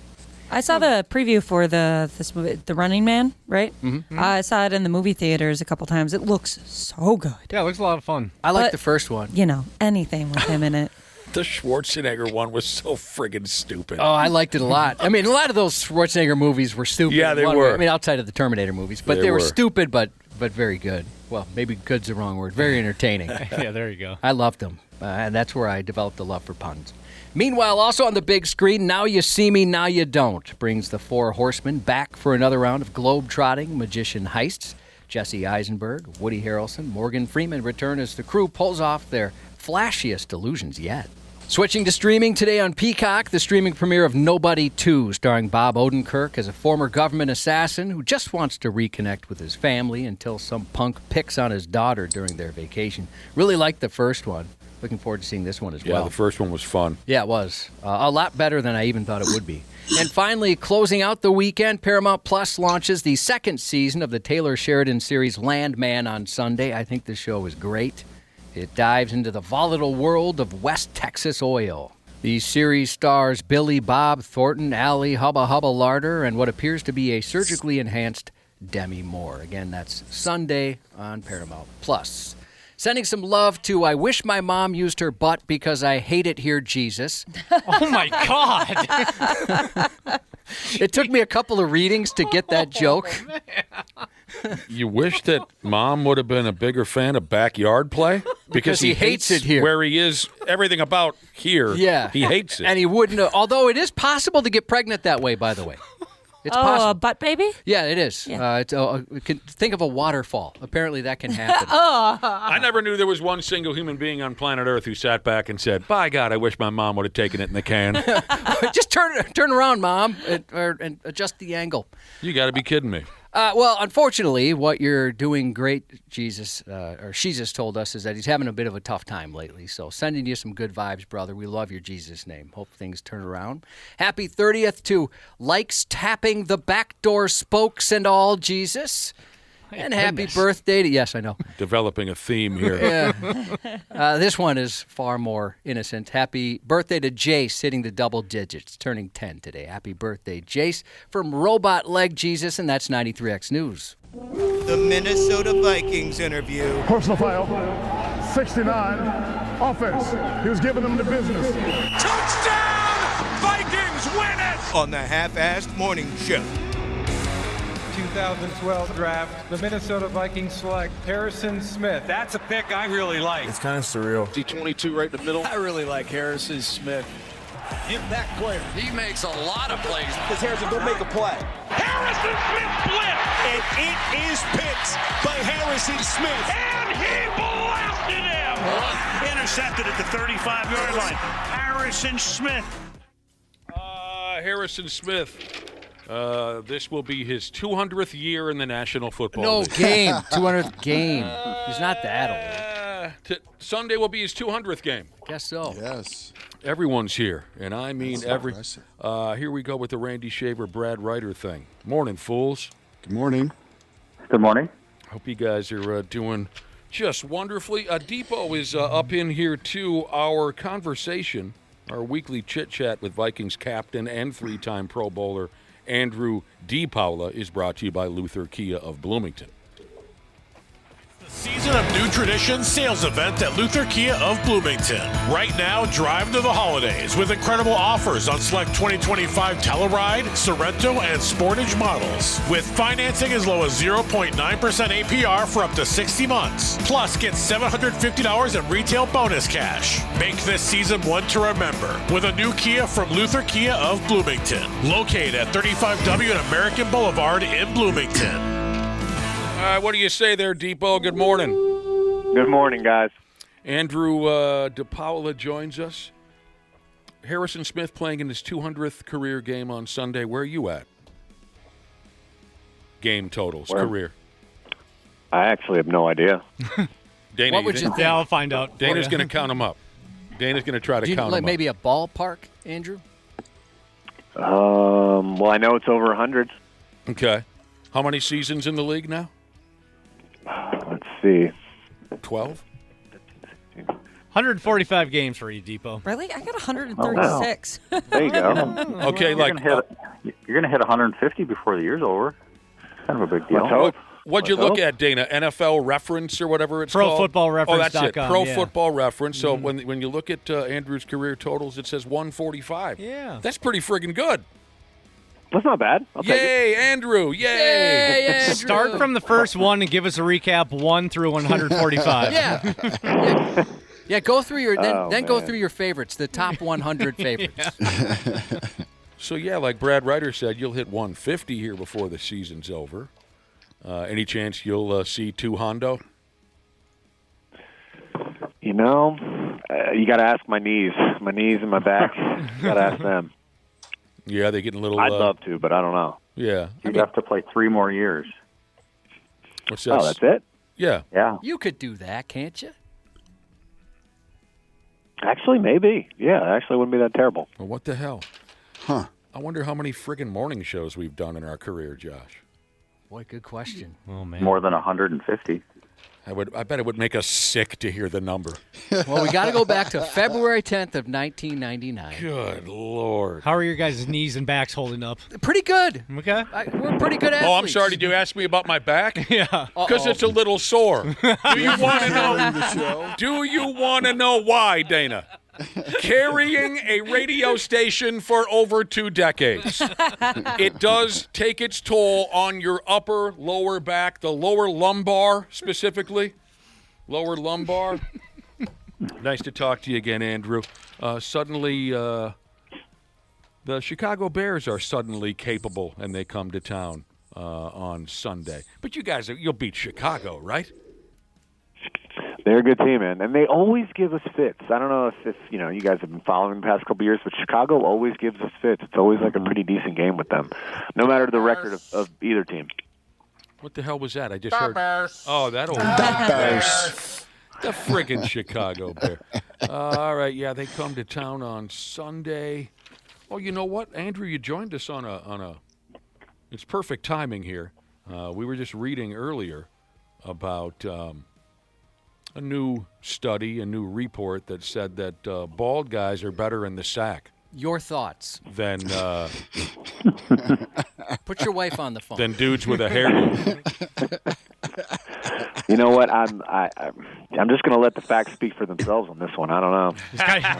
Did you hear what he said? Facts. You let the facts speak for themselves. Andrew's like, I don't need to say dick. You know? I think the facts are running around his house this morning. Yeah, that's true. You got a lot of facts. Well, at this but point. Randy, you proved that you don't have to be any good at sex to create children.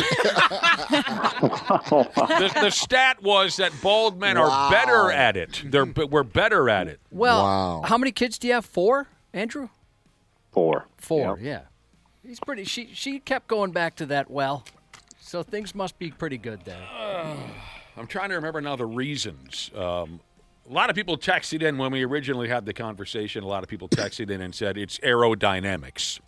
Yeah, that was my theory on it. Cut through the wind a little bit better. Zero resistance. But I'm trying to remember the facts now. It not only was that bald men It was testosterone. Oh, okay. They mentioned that. We're just dripping with testosterone. We can't help but just thrust back and forth for hours on end because of the extra testosterone. And our facial features stick out more, according to the study. It wasn't just, that we're better in bed. It's that we're just more attractive in general. It's because our other facial features pop. Our cheekbones, our eyes, our jawline, things like that. Hair impedes thrust.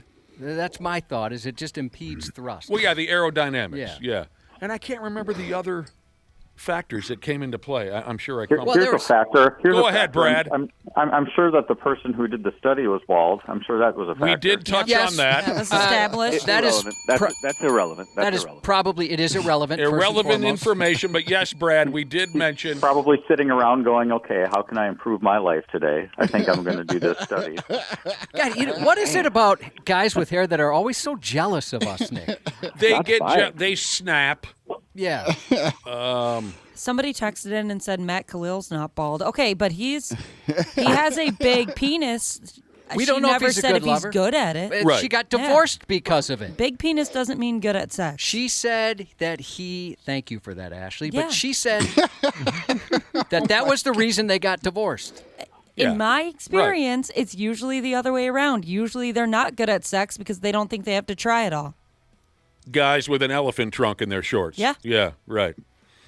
Did you hear that Matt Khalil story? Did we talk to you about that yet, Andrew? We talked about that last week. We did? Okay, that was last week's topic, yep. Did that make it around the locker room? I mean, was that a topic of conversation amongst you and your teammates? I wouldn't say it was a topic of conversation, but it popped up a few times. Yeah. And did you converse about it? It wasn't really like converse. It was just kind of mentioned and like giggled, and then we moved on. Did you ask like Harrison Smith, who's been around a while, like, can you confirm or deny? Yeah. Rank your top 10 favorites. His wife upped and left him. She left. I have a feeling my theory came up a few times. Your theory? What was your theory? My theory was he's done playing now, so. I'm not he's no not more money. Not making that money. Yeah. She got in a wheelchair and she left him.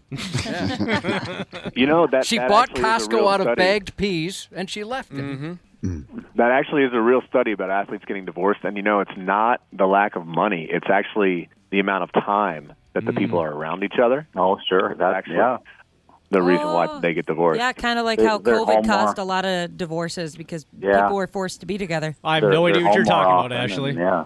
Well, so wait a minute. Yeah, that's right. You are a COVID divorce. COVID divorce. I don't think COVID caused it necessarily. I think it just sped up the inevitable. That's what I think.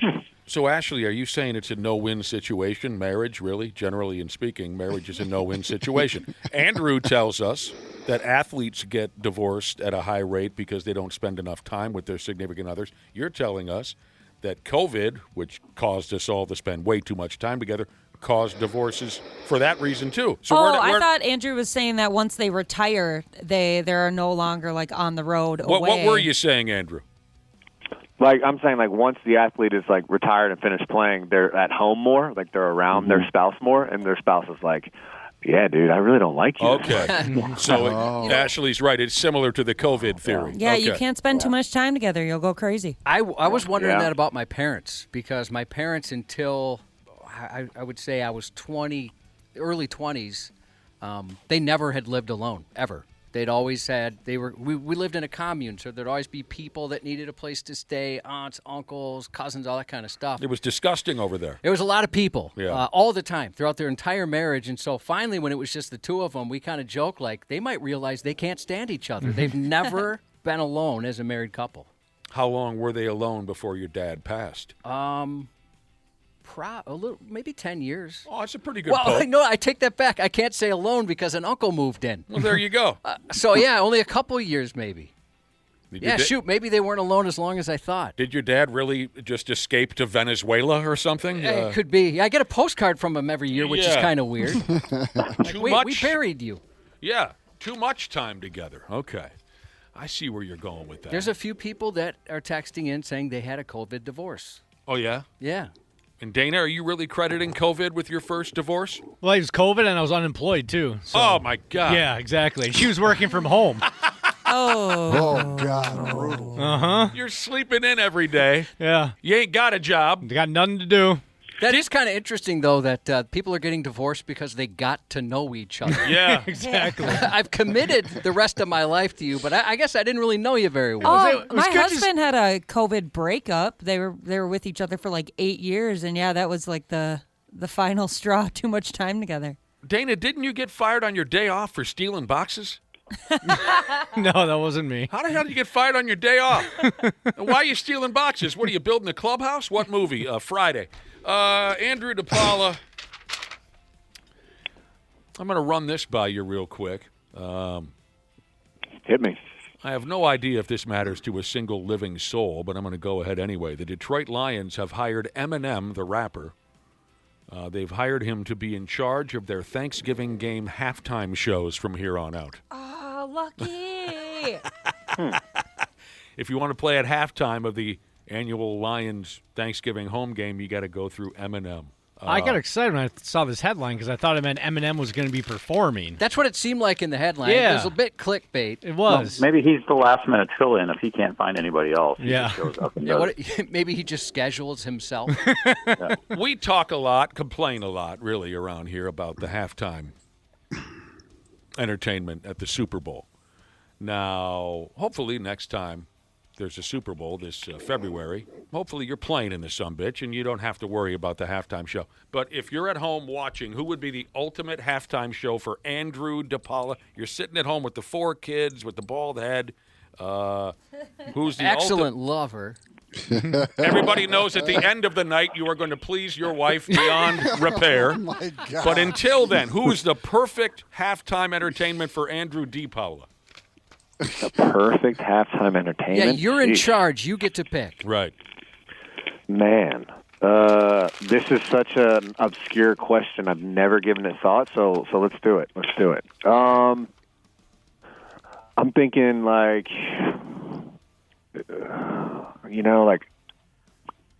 like a Motley Crue, and I would love like a country remix in there with like some country performer, like Motley Crue and like Big and Rich or something like that.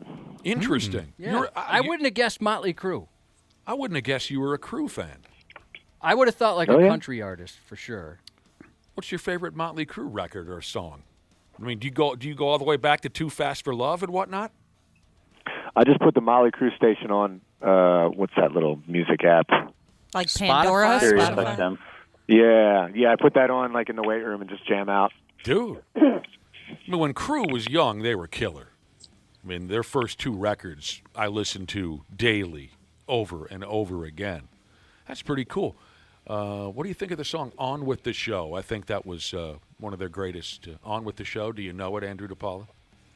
I can't say I can sing it off the top of my head. It's off their first record. Eastbound at Sunbound Jesus has texted in and said, Andrew, You are fired as entertainment director. Gosh,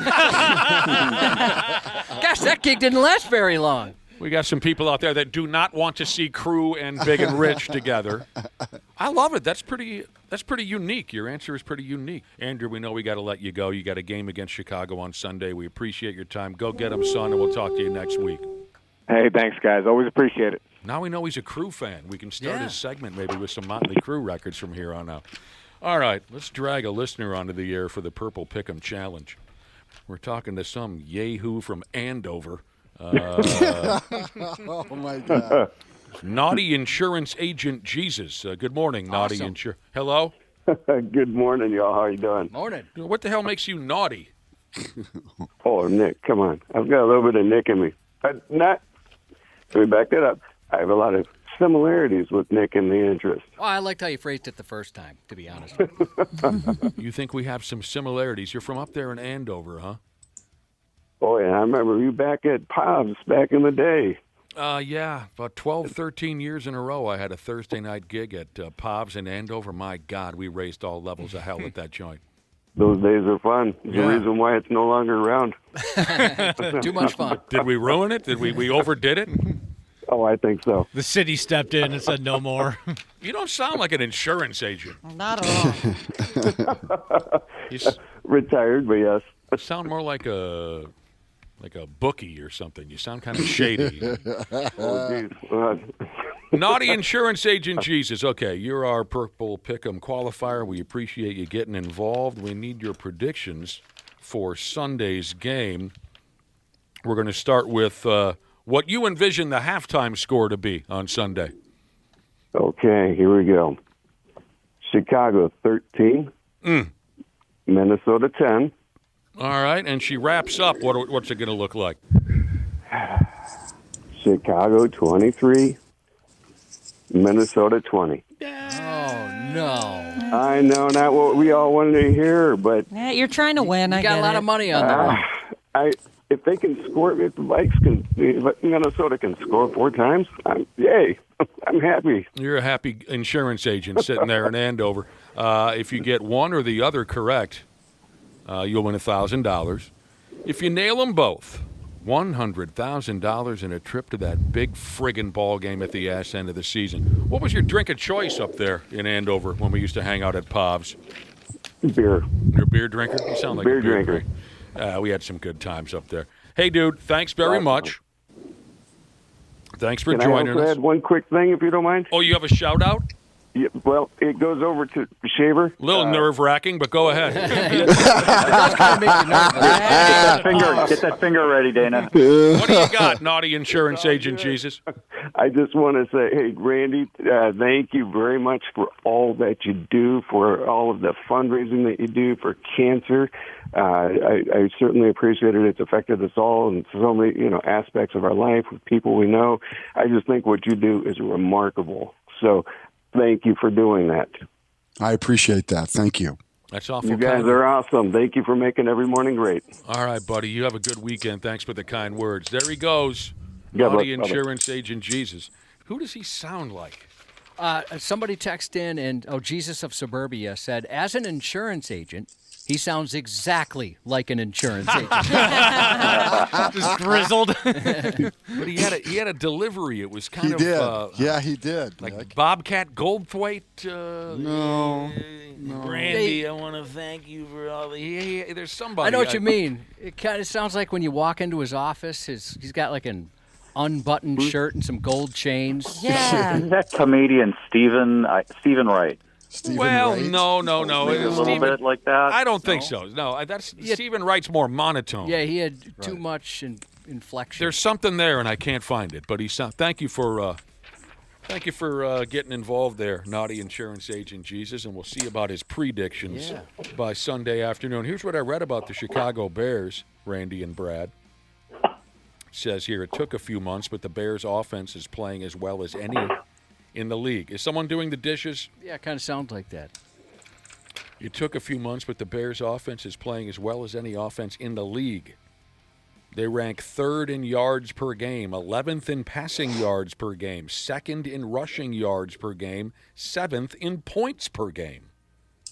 I didn't have the first idea that they were that talented in offense. That's usually their massive Achilles heel is their offense. Correct. The defense gives up a lot of yards, but leads the league in turnover differential. And the article wraps up by saying the Bears are positioning themselves for a playoff berth. Yep. Yeah. I would Not say to take anything away from them. Well, go ahead, Randy. I was just going to say, I would say that they, with the way the NFC is shaping up, and it's kind of leveling itself out a little bit right now too, is that they are in position, and I think there's a factor of confidence that's happening right now in Chicago that after 10 weeks of an NFL season you haven't seen in a long time.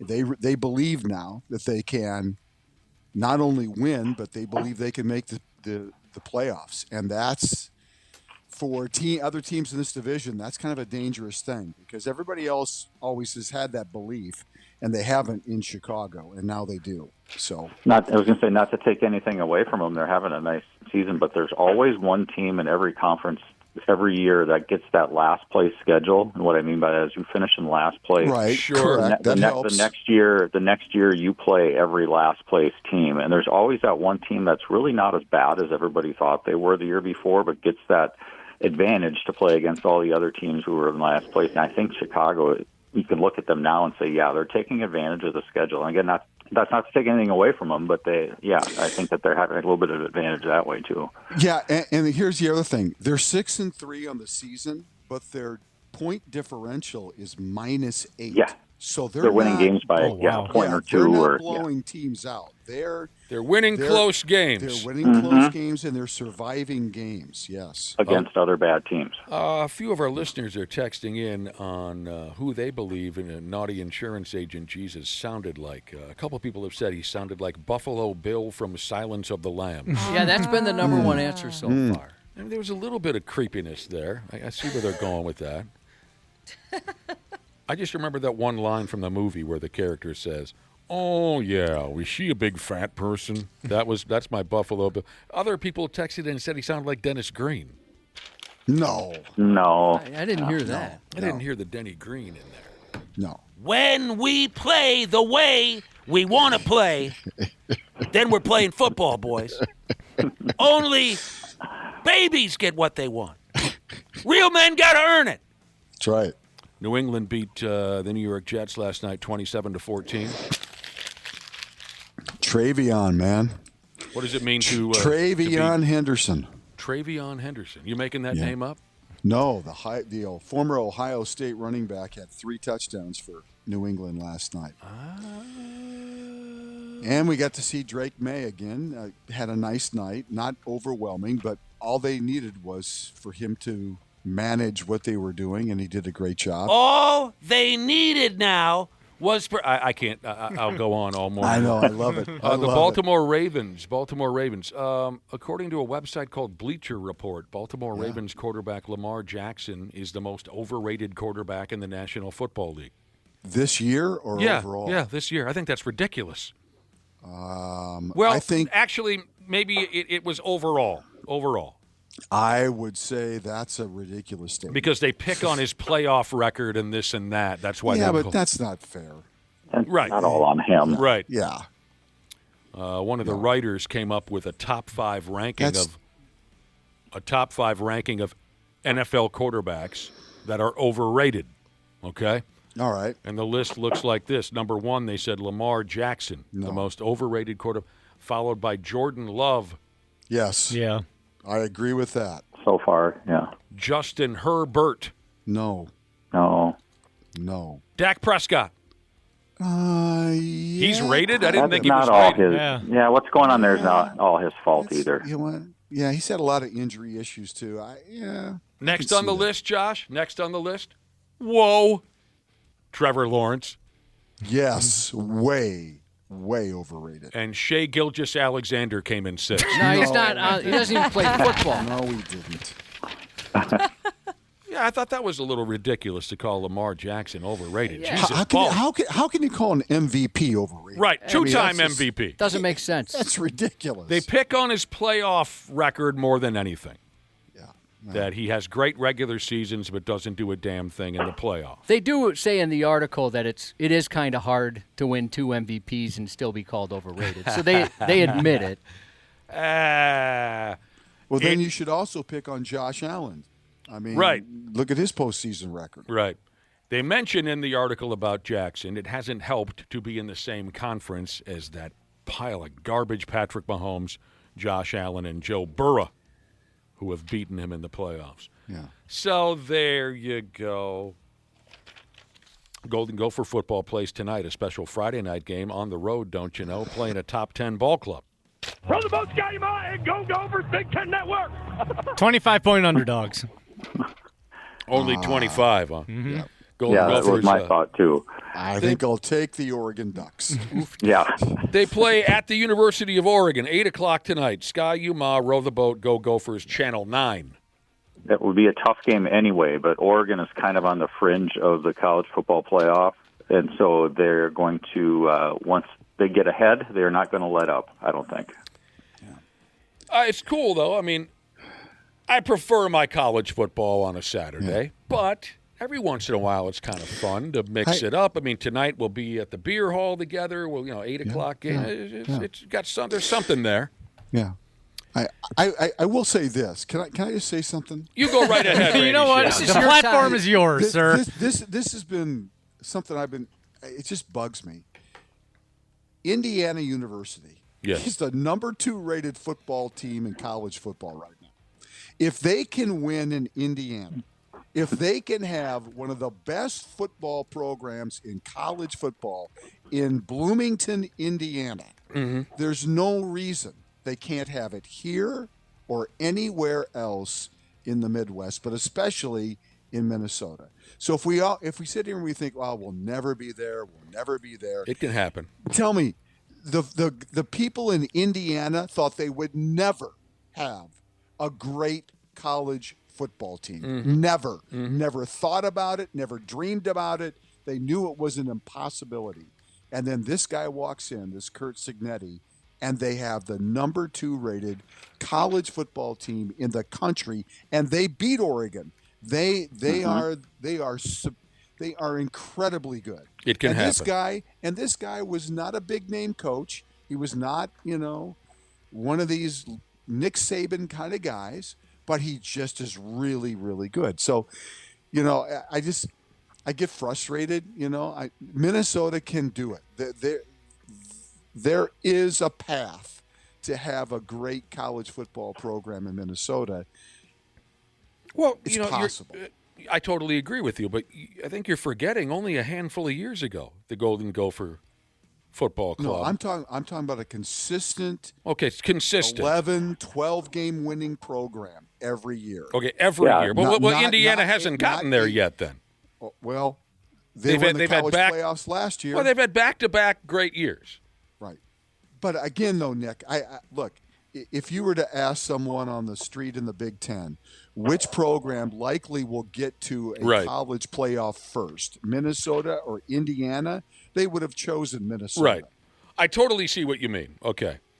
Let's wait and see if Indiana can be that consistent program for a few more years. What it feels like happened with Indiana, if you're going to compare Indiana last year to the Gophers' 10-win season a few years ago, what it feels like to me is that after that 10-win season we had a few years ago, or was it 11, 10 or 11? Whatever. It didn't feel like there was a big investment at the university level in the program. I feel like at Indiana they did that with NIL and committing to years on that. That's a whole different ball game, that NIL thing. So. Right. Yeah. It feels like they put more behind their successful season to build on it in years to come than we did.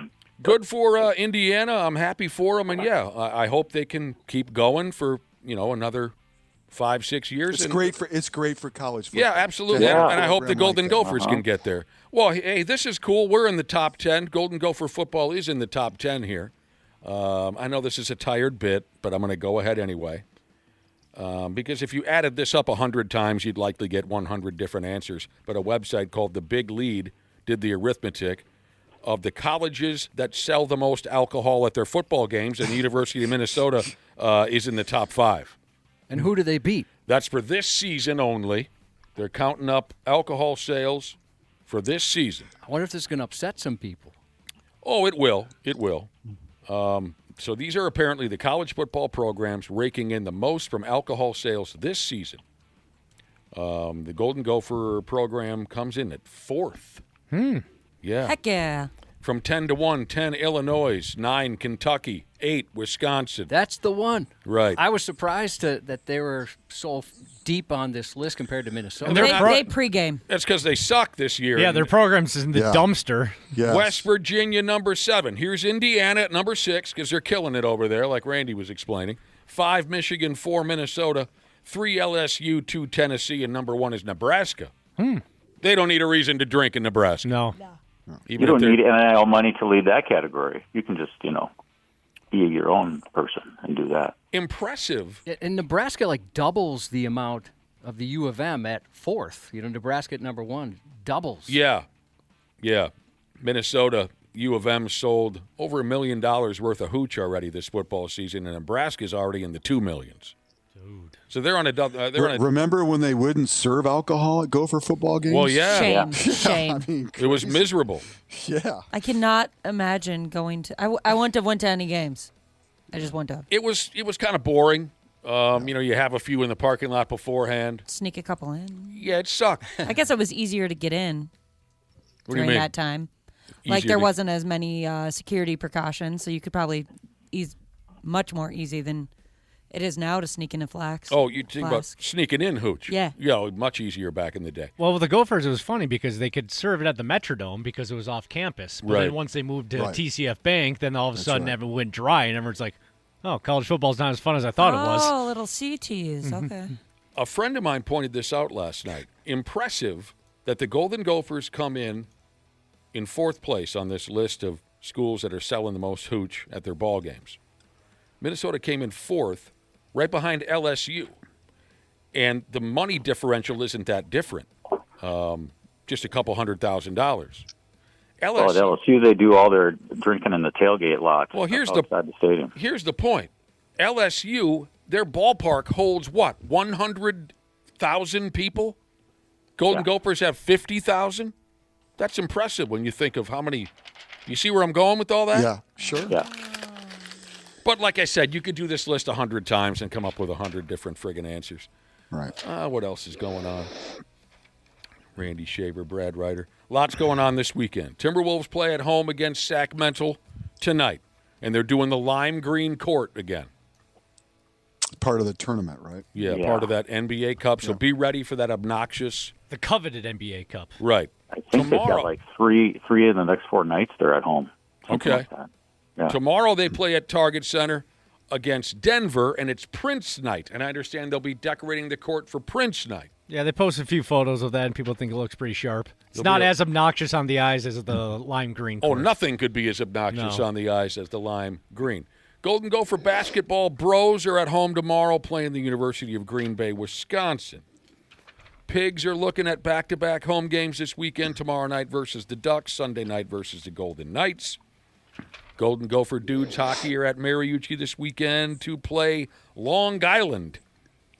I haven't heard of that hockey club before, but I guess they got one at the University of Long Island. The gals are in town to play Bemidji State. So there's plenty going on. And high school football state semifinals all weekend at U.S. Bank. So Who won the game last night between Minnetonka and Edina? Edina survived. Minnetonka rallied, scored 2 touchdowns, went for 2 to win the game with under a minute to go, and did not get it. And they fall 42-41. Edina's going to the state championship game. Some of the boys at the house party I was at last night were watching that game on their cell phones. Edina versus Minnetonka. Crazy game. Great game. Can I tell you the story of when we painted the anchor again over there at Minnetonka? And I'm not encouraging vandalism by any stretch. I'm not encouraging vandalism. This was stupid. I wasn't involved. I wasn't personally involved. But when I was a senior in high school, we beat Minnetonka at football, and the routine back then, the tradition was when we beat Minnetonka, you get drunk and you go over to the school and you paint their anchor that they have out front of the school. I don't know if it's still there. Probably is. It is there, yeah. So that was what we did whenever we beat Minnetonka. We'd get drunk, get in a car, and then go paint the So 5-6 guys from my grade, football players, went over there, painted the anchor, and got caught by the cops in the process. And the cops, I don't remember if any ticketing was involved, but the cops busted them. The head football coach at Wayzata at the time forced these 5-6 guys to then go to Minnetonka into their locker room and apologize face-to-face to the football team. Okay? Wow. So they did. One of the football players was two of them were very good friends of mine. While they were there apologizing, one guy, not one of my great friends, but one of the players started to cry while he was apologizing to Minnetonka for painting their anchor. And when they all got back, we all, of course, ran up to him in the hallway like, what happened? What was it like? And some of these guys were so pissed at our classmate for crying. Friggin' embarrassed us, man. Made us all look like sissies. He's crying in front of the Minnetonka guys. Couldn't hang on to it. He was an emotional guy. Oh, my gosh. But they were so embarrassed by this guy for crying. That is embarrassing. Get it together. Can we talk over here for a second? Hey, back to hockey real quick. An actress by the name of Michelle Monaghan. Oh. I think. An actress by the name of Michelle Monaghan. She's going to go ahead and play the coach of a Minnesota high school hockey team in an upcoming Netflix series. It's an 8-part series. The show doesn't have a name yet. By God, if they call it State of Hockey, I'm going to. She coaching a boys team? I don't know. Oh, I love her. She's great. It's an 8-part series. The show doesn't have a name yet. Here's what I do have. The television show will be set in a fictional town called South Dorothy, Minnesota. What? How'd they land on that? Really? What? Maybe there's something to it. Maybe we'll find out. Well, she is coaching a dudes team because it says the plot of the show is she's coaching at a school which has a reputation for churning out future NHL stars. But then the team is devastated when a bus accident kills everybody. Oh, for God's so this is a sake. Everybody. I was thinking this was going to be lighthearted like the Mighty Ducks. Yeah. I didn't know that this involved bus crashes and death. And then she has to resurrect the team and the team spirit, like that Marshall. We are Marshall. Yeah. We are Dorothy. South Dorothy, Randy. South Dorothy.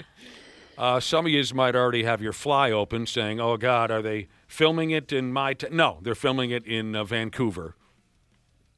No release date has been set. So there you go. You won't be able to say, for decades afterwards, you won't be able to say, well, that scene was shot in my favorite town. Like we can't let go of mall rats and what was that terrible Christmas movie? Jingle All the Jingle Way. All the Way. Great Jesus, movie. if I had a dime for every time.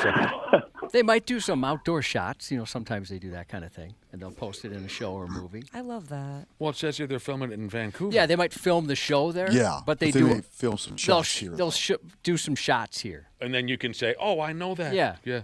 That's fun. I like it. It's obnoxious is what it is. There's a TV show that I've been watching lately. It's called Doc, and it's set in Minneapolis. I have no idea if they actually film it there, but every time they say No. Minneapolis, I'm like, haha, that's us. Why is it that we're like that? I don't proud know. of our state. I Why don't can't know. we? It's the I can't stop. I don't know that they show anything in Minneapolis or Minnesota even in that show. I mean, Yeah, I guess I haven't wouldn't know. recognized one thing. I watch it too. My a good cousin's show. car is parked in the parking lot in the opening scene of Mallrats. Oh, that'd be cool. That would be awesome. It's just so friggin' dumb. It is, but it's fun. AL MVP Aaron Judge, wrong. National League. What a robbery. I know. Aaron Judge, wrong. That's his second straight MVP in the National League. His third straight, Shohei Ohtani. His fourth in the last 5 years. Just give it to Judge for next year, too. Then. Yeah. Get it out of the way. Yeah. Just hand it to whatever Yankee shows up for training camp first. We all know that Big Ass should have been the MVP, right? Yeah. Yes, Big dumper? for sure. Should have. No doubt. For sure. Come on, for the love of... All right, what do you guys got going on this weekend? We're all wrapped up here. What do you got going on? Can I just throw out this? I just read about this basketball player at Notre Dame. Did you hear about this girl last night? I did not. No. Hannah Hidalgo had 16 steals in one game last night for Notre Dame, which is an NCAA record. And she only played 28 minutes. Jesus. That's Wow. insane. Jeez. And she scored 44 points. She had 9 rebounds Jesus. and 4 assists. Were they playing Mount St. Helens playing? School of the Blind? They were playing Akron, which is a MAC school. But, I mean, 16 steals in 28 minutes is insane number. Yeah, that means the other team turned the ball over at least 16 times in 20-some minutes. The other team had the other team turned it over, Brad, 38 times. Oh, my gosh. Notre Dame had 30 steals on the night. That's She a had 16, hell of a night. which is an NCAA record. I just had to throw that out there. Those numbers are insane. Yeah, that is something. Yeah. I mean, until you consider that, you can see my uncle's fish house during Grumpier Old Men. Oh, is that so?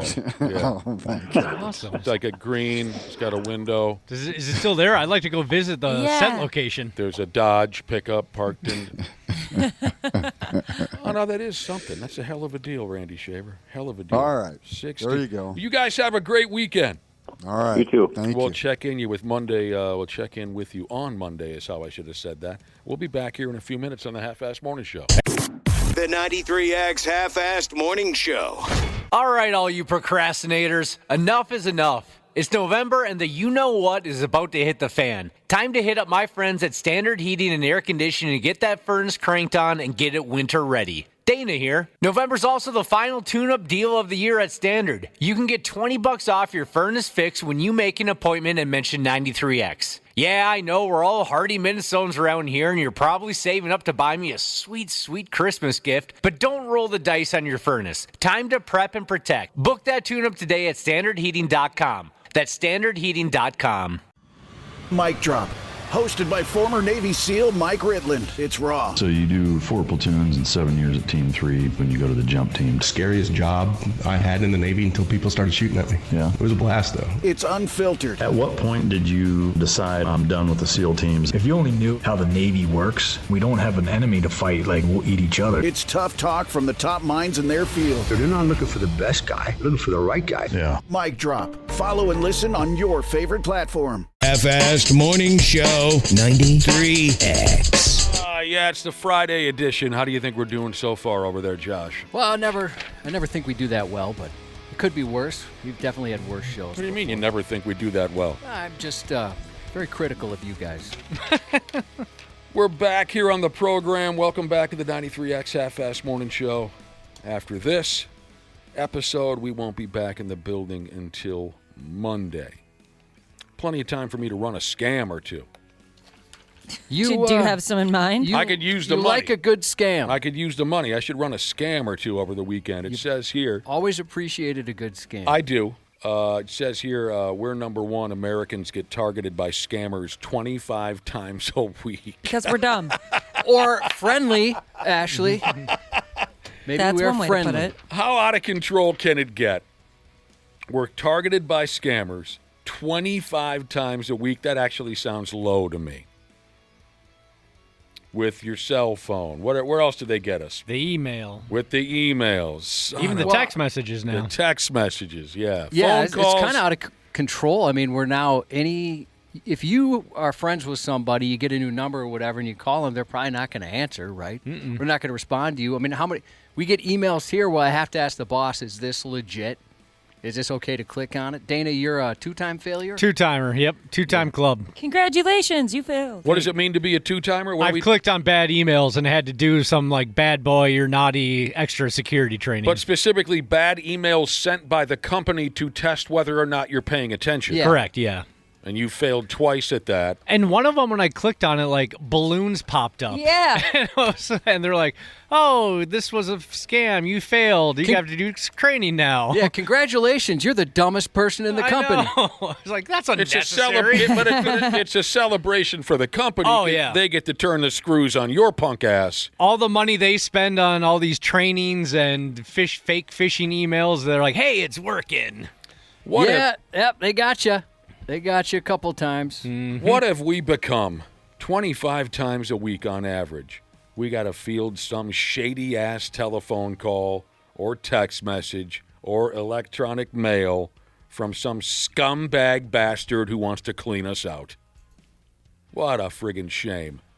Yeah, We're number one in the entire world, Josh. A few people are texting in saying, because we got bucks. Maybe that's why. Because we've got bucks. And maybe we're not as dumb as you think we are. Who's Ashley. we? Well, Americans in general. Opposed to those in Biafra or something. Yeah, we've got a few bucks in our pocket. The average is 9 telephone calls a week, 9 emails a week, and 7 sleazy text messages. The phone call seems low. Yeah, I agree. It's been a little more light now for me, but before I was probably getting about 4 or 5 a day. Oh, me too. Like my call history, it's never anybody I know. It's just random numbers. I love it. I mean, it's a pain in the ass. Yeah, But, I wonder if I'm entertained by it. I'm entertained by it. I feel terrible about those who just get every last dime they've ever made in their lifetime swiped out from under them. It's a fun subject matter, I guess, is all I can. The only positive is it's a fun subject to discuss. I hate when I'm expecting a phone call from like the doctor's office or something because then I have to answer every number that calls me. Mm-hmm. Like, oh, okay, The doctor's scammer. office. Yeah, Okay, I was scammer. thinking about that if you own a business, maybe a small business and your cell phone is your business phone number. They answer the phones, right? Probably Yeah. a lot of scammers. I mean, luckily, none of us probably are ever going to fall in love with Jennifer Love Hewitt, or thinking it's really her on the other end of the line needing money for an orthodontist appointment or something.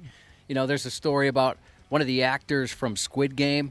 Recently, his name was thrown out there because a woman believed that she was dating him, online. Those are Those funny. romance scams. Oh, man. Yeah, They target the old people on those. There's all different levels to these scams. If I was a romance scammer, I would be shocked if it worked. I'm just so surprised people fall for that nowadays. What is a romance scammer again? Well, like I said, you're a celebrity and you're reaching out to a quote-unquote celebrity. I say I'm so-and-so. You're pretending to be John Depp. Yeah, And here you I do am, what Johnny now? Depp, and I say, hey, listen, I need to hide some money from my wife. Oh, I yeah. want to get a divorce because I want to marry you. You pick on some blue hair at the old folks' home. Yeah, can you give me some money for a lawyer so I can get a divorce so I can marry you? She just happened to really enjoy 21 Jump Street Who back in the didn't? day, right? Who didn't? Do you guys ever mess with the scammers? My husband gets a kick out of that. And for some reason, even though they're doing something terrible, I always feel bad. I'm like, oh, leave them alone. They're probably working for somebody. Well, years ago, I would record my conversations with scammers for use on the radio show. And yeah, a few of them worked. Most of them did not. But then when the law, is it a law, Josh, fell into place that you cannot put anyone on air without their permission, then prank phone calls as a whole became, as Jeff Hardy would say, obsolete. Yeah, I don't know if it was the law or company policy, but after a while, it changed to you have to get permission beforehand. Where it used to be, Right. You could record it and then afterwards say, hey, by the way, do I have your permission to put it on the air? And as long as we recorded that part, we were good. And then it changed. We have to say, you're a radio station, you're on the air. You have to start that way. I think that's part of the reason crank anchors ended up going away. Oh, I'm sure, yeah. We kind of killed all that stuff. We Americans get targeted twice as much as everyone else in the world by scammy scams with the text and the phone call and the email. Anyone can fall for a scam if they're not careful, it says. 23% is how you say it, of people who were polled for this report have already been scammed in one way or another. Lost a few bucks, whatever the case may be. I wasn't necessarily scammed, but I was misled. Oh, I love this. Where I donated to a charity, and then I found out that this donation was a monthly donation. Oh. And that was never told to me, ever. All of a sudden I realized, like, uh-oh, this isn't good. And I bet since it was like what you thought was a one-time deal, I bet you donated a pretty decent amount of money knowing you. Yeah, I gave $100 to a children's hospital from a guy I met in the park. All right, I already knew this could be something going on, but I thought, hey, if it's $100, if this $100 helps, it's worth it. This was recent, wasn't it? Yes, we went to Boston in May. Oh yeah. And a guy came up, he was great, and I thought he's probably too nice to be, legit, and talked to him for a while, donated. And then all of a sudden, I got this email later on saying, hey, thank you for your monthly donation of $100. And I thought, what? I can't do that. Or if I'm gonna, I should do the one here. I mean, this was a rarity. You were, because this doesn't happen anymore, you were scammed face to face. Yeah. Well, I'm not going to call it a scam. I was just, he on purpose didn't tell me it was a monthly commitment. That's a scam. And you gave him your credit card information and things like that? Well, I figured I'd be more protected with the credit card. Because yeah. I did call my credit card and said, hey, this is supposed to be a one-time thing. And they said, we got you, bro. So they canceled it. Yeah, they did. And then I ended up getting canceling on the kids. kids.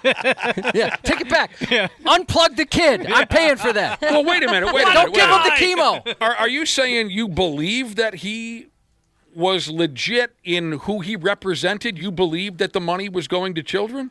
Yes, it was legit. You're sure of that? 100% sure. But what he didn't tell you is that he'd be wanting that $100 every month. Yeah. F me. That's so sleazy. Yeah, that part was because I just said, I'll donate, once basically, but he never brought up that it could even. Come be on. But I'm not gonna. I'm blaming the kids. Yeah, me too. I'm gonna blame the kids. Me too. I used to be a semi-professional part-time scam artist. I was a telemarketer. And we ran a scam or two. I didn't know it at the time. Nobody likes the telemarketers. Nope. No. We had a lot of fun. Fun environment. All young people on the telephone all night long. And it didn't dawn on me until I was done. Until I walked away. It was a part-time job. It didn't dawn on me until I walked away from the deal that there was some shadiness going on there. Oh, I thought you were aware. Like they told you, be shady. Well, be vague. But what I'm talking about, Josh, is I found out later that there was a lot of money. And maybe I don't even want to talk about it. I found out later some more details. Sure, I was a telemarketer. I knew it was a little iffy, but there were some deeper, darker details way after the fact where I realized, oh, wow. No one likes the telemarketers. Someone upped and created a report on careers that are villainized. Now, telemarketer isn't included here. At least I don't think so. Surprising. Oh, are real estate agents on there? Yes, they are. Yeah. Where the hell's my bell? Yeah. Fair or unfair, these are the careers that are villainized. Oh, what about people that sell insurance? That does not make the list. No. Does everybody have that friend that went and worked for an insurance company and then were like, hey, yeah, you should go through me, and then realize that they gave you an insane premium? And are you talking about like a whole life policy? Yeah. There's certain policies people pick on. Well, with insurance, when I worked at the car rental agency, during training, they said use scare tactics to get people to buy the insurance because that's how they made all their money. It doesn't work on me, Dana. Oh, I know, but they said, they're like, they give you examples. When somebody says, well, no, I'm covered under my credit card, you say, are you sure? Because if you're not positive and something happens to this car, you're on the hook for it. They taught us all these different scare tactics to get people to buy the unnecessary insurance. Well, I'll tell you, I just talking to Nick about this off the air. There's a story that I used to love, and I just don't go there anymore because that's pretty much all they focus on now is extended warranties and stuff. And sometimes it's like 80% of what you're buying. It's costs about that, so it doesn't make any sense. But then they push it on you, and if you don't get it, they kind of shame you into not doing it. Yeah. Just like you're describing. Mm-hmm. All right, so these are the careers that are often villainized. I guess a different way to put it, if this is what you do for a living, there's certain people that don't trust you or don't like you simply based on your occupation. Defense attorneys. I can certainly understand that one. You know, our connection, though, with Ryan Pasiga has changed my mind on that. He brings up some good points on how necessary they are. And can you imagine if you're falsely accused of a crime? Yeah. I mean, you want Pasiga. I mean, that's... Right. Everybody deserves the right to a fair trial. But you look at, like, just people that are horrible individuals. They're committing these terrible crimes, and that's kind of what you think, right? How could you represent this person? That's what people... We all know he's guilty, right, or she. Right. Well, you know, it says right here. I couldn't put it any better than this. On defense attorneys, the judicial... How do we say that, Josh? Judicial? The judicial system needs two opposing parties to ensure every step is taken before a conviction or an acquittal. That's just how it works. Social workers? Really? Let me just read further. Oh, I bet I can imagine. A lot of people think that they just take kids from... They just take people's kids. Those are kidnappers. They're not social workers. Ah, okay. Yeah, kidnappers. They're not mentioned in the article. Kidnappers are not. I see what you mean now, Ashley. Social workers. They can anger people due to some aspects of their work, but most folks don't understand what they do or how much they help people. Yeah, I can see how if I'm in a terrible relationship and we have a child, you know, I think I'm right, and the social worker ends up taking my kid away from me. Yeah, I can see how if I didn't think about it enough and let my temper get the better of me, I could see how I might blame that social worker. Right. That's what my mom did for a living. Aside from blaming the situation and maybe blaming myself. Did she ever run into nut jobs that were blaming her for this, that? Not that I'm aware of. I mean, she definitely some stressful situations, but you know, she's pretty good at her job. How did she find the time? Don't do it. Oh, no, our text line's not working. I guess you can't text if you had something to text about that last comment. Sorry. Dentists. That's a weird one to me to be on this list. People don't like the dentist. Again, the list is careers that are villainized. I mean, maybe people don't like going to the dentist, Right. but it's not because you think your dentist is evil. Yeah, they're trying to help you. Yeah. I love that's a weird one to put on. My this. dentist is one, and it's weird for me to say that out loud, my dentist. I didn't say that for 20 years. You've grown. He's one cool dude. He's cool. He's got a cool haircut. He says cool things like "What's up, dog?" Are you serious? Yes. It's so. How long have you been going again? Like 3 years? Something like that. There's like a revolving door of dentists and hygienists where I go to. Like I had to go to a different one. The first one basically shut down. That I get canceled on all the time because we don't have anybody that works here. The other day, well, not the other day, whatever, a month ago or so, when I walked in, he said, "What's up, ho?" Wow. Called me a ho. Cool place. Made me feel comfortable. Customer service representatives are villainized. Says here they're given a script. With every example here, there's some verbiage to defend the folks who hold these occupations down. So customer service reps, no one seems to like them. In defense, they are given a script and usually don't have the authority to actually do too much. I don't spend any time. I don't spend any time on the telephone with customer service reps. I can't think of one example. I think of the bank whenever I always try to be insanely nice to them because I know that other people are D-bags to them, and I think it goes a long way when I need help with something. I feel exactly the same as you. Like, even if they're kind of rude, I figure, well, everyone they come in contact with is yelling at them and they have nothing to do with it. Have you guys ever gotten like a crazy nice customer service person? I can't remember what it was about. Maybe it was my phone bill or something. And the guy was so nice. He was like asking me about the weather in Minneapolis, asking me what I like to do for fun. And like, it wasn't like he was trying to sell me something. He just wanted to have a conversation. Was there money missing out of your bank account after that? Oh, now that you say that. Teachers. Oh, nowadays, yeah. Because you know how parents are now. Yeah. Nothing is their kid's fault. Nope. and the teacher's not teaching the right things and not saying the right things, and you're not approaching my child the right way. You're not giving my child the attention that my child. Everything is taken as political too, So that's got to be a tough one to navigate. Plastic surgeons. Yeah, I mean, I think they have a reputation, certainly. Remember the story about that the boob doctor playing with my girlfriend's boobs? Yeah. That was a riot. That was a riot. You love that. I love that moment. We were both laughing our asses off. Plastic surgeons, a large part of their work isn't about vanity at all. It's reconstructive surgeries after people get burned up or in a car wreck or a terrible medical condition that improve their lives. But a lot of us have the idea that plastic surgeons are just, doing coke with rich people and giving them new cheekbones and butt cheeks, and that's all they do. And we got to take a break. But we got a few more of these to cover. Tax collectors makes the list. Tax collectors? Yeah, sure. I could see. I mean, nobody wants to have any dealings with a tax collector. We've got a tax collector, Jesus, who's a very nice person. But again, they're not coming after us for our taxes. What do? They come to your door and say, you owe the government some money? I'm not sure. I mean... all I can picture is like a television show from the 50s. Yeah, usually that kind of stuff gets handled by mail. Yeah, tax collector.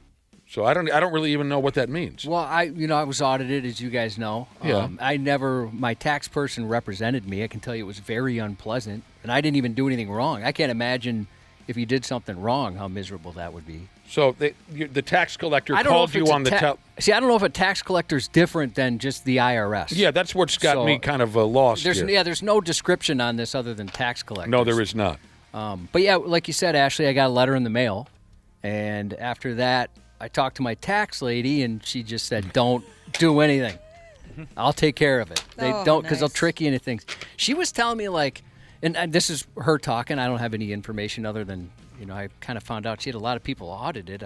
Maybe I was going to the wrong lady, but she said they listened to the show for 3 months before they let me know I was going to be audited in case I said something. What? What are you going to say? I just bought this huge boat and I didn't pay any taxes on it. Well, it's funny you say that because I felt the same way until we know somebody who did get in trouble for doing something like that with the IRS. Now, he was more brazen about it, but so they listened to the show. God rest his soul. Yeah, God rest his soul. Awesome guy. Hated paying taxes, apparently. But then he bragged about it on the radio. Yeah, that was his problem. So I guess there's a precedent there that somebody might. So they listened to the show, and then my tax lady was telling me they'll also maybe, let's say you're selling a house, Ashley, and you're somebody they're going to look at. They'll bring somebody in to look at your house as if they want to buy it and go, boy, that's a pretty big TV for a radio salary. Oh, bogus. That's kind of shady. thing. Yeah, I don't like them either. Yeah, I don't know how much of that's accurate, but I would think she'd know better than me. It's very unpleasant, that's for sure. No, you were just a emaciated, lifeless mess when you were being audited. There was a lot going on at that time. If you think the guy has diarrhea problems now, you should have seen him when he was being audited by the IRS. If you think if he's a nervous wreck now, you should have seen him. This is funny when I said tax collector. Who was this? What it do? Jesus texted in and said, tax collector? What is this, 1932? Yeah, that's why it threw me. I didn't know there was such a... We got to take a break. We'll be right back. 93X, the home of the half-assed morning show. What the hell were we talking about here as we're preparing to cartwheel out the door? Get the hell out of here till Monday morning. We were talking about careers, occupations that are often villainized, fairly or unfairly.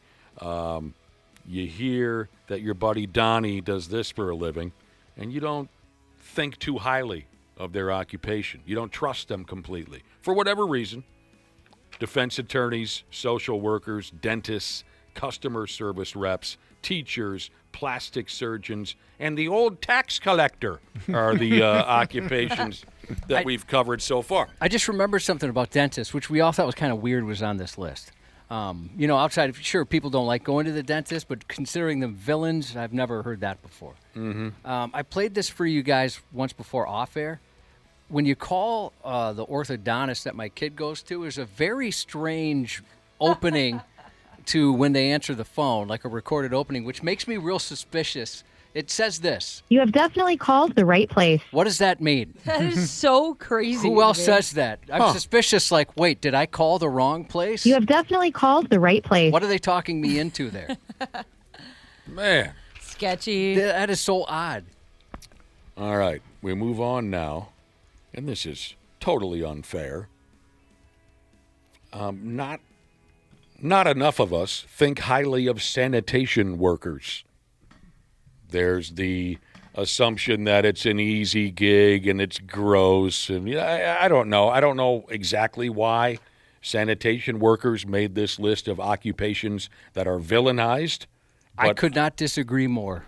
But I think that's what a lot of people assume. It's an easy gig, and I think the other assumption is that if you are a sanitation worker, you are a gross person too, because you do a gross job.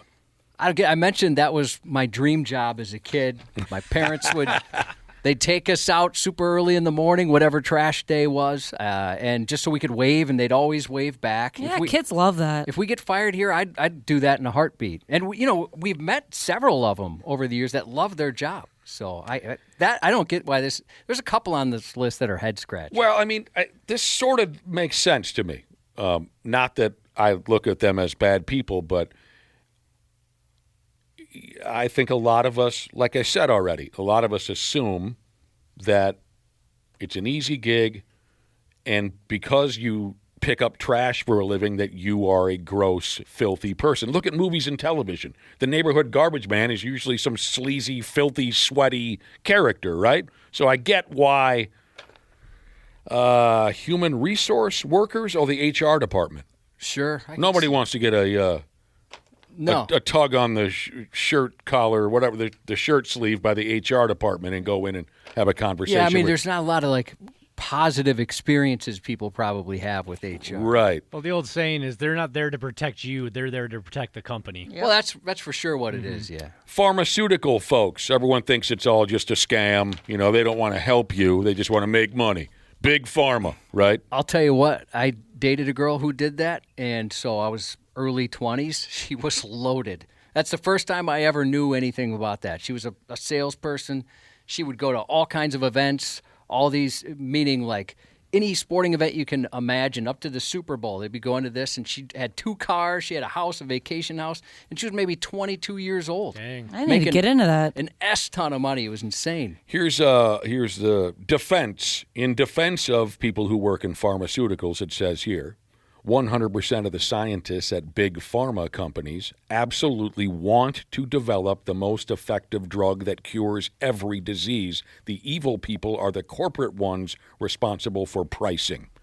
And so in the last 5 years, we've seen this drip all the way down. What's the term I'm looking for? We've seen it where doctors and nurses are even included in this. Oh, they don't really care about you. They don't really want to help you. They just want to make money. That's the idea, right? There's a lot of folks have a negative image of people who work in healthcare in general now. Well, there's certainly, obviously, there's people that depend on them for their daily life, like I do. Keep me seizure free and stuff, right, which allows me to go to work. And, right. It could save me really. And there's plenty of people who. I mean, I think the deal is it's like this, right? You don't have insurance, it's whatever price. You do have insurance, it's like quadruple, if not more. There was a shot that my wife could have used during a pregnancy. At the time, we just couldn't afford it. It was $10,000 a shot. When she got pregnant the next time, it was $6 a shot. The exact same thing. And even the doctor had told us, hey, when it was $10,000, celebrities are the only people that can afford this. Like regular people can't, and then it comes down to that. It's insane. My take on people who don't, I guess believe in healthcare workers is that, okay, well, if you get sick, don't go to the doctor then. Yeah. Stick with your little home remedy that you made in the basement. Yeah, I don't know Dick Tracy about pharmaceuticals, but I have been very aggravated over the last few years the way people talk about doctors and nurses and such. They don't care. They just want to make money. They don't care. They don't know what they're doing. Are you friggin' kidding me? I mean, there's sleazebags in every profession. Don't get me wrong. But what doctors and nurses do for us, we've all seen family members, saved Come on. Yeah, no. Pull your head out of your ass. I totally agree. I mean, especially nurses, the work they do and the credit they don't get. Yep. I mean, they do so much that I think it's underappreciated. Nobody likes the parking enforcement people. Yeah, not a fan. Not Especially a fan. Randy Moss. As we close out our conversation on occupations that are villainized, no one likes the parking ticket cop. What the hell are farmers doing on this list? Yeah, I don't get it. Oh, God forbid that they feed us. Well, how are they? What would we do? I mean, honestly, how are they villainized? I don't know how to grow corn. Some of these don't make sense on this list. I agree. Villainized is a dramatic word, but I think this is why I think farmers are in here.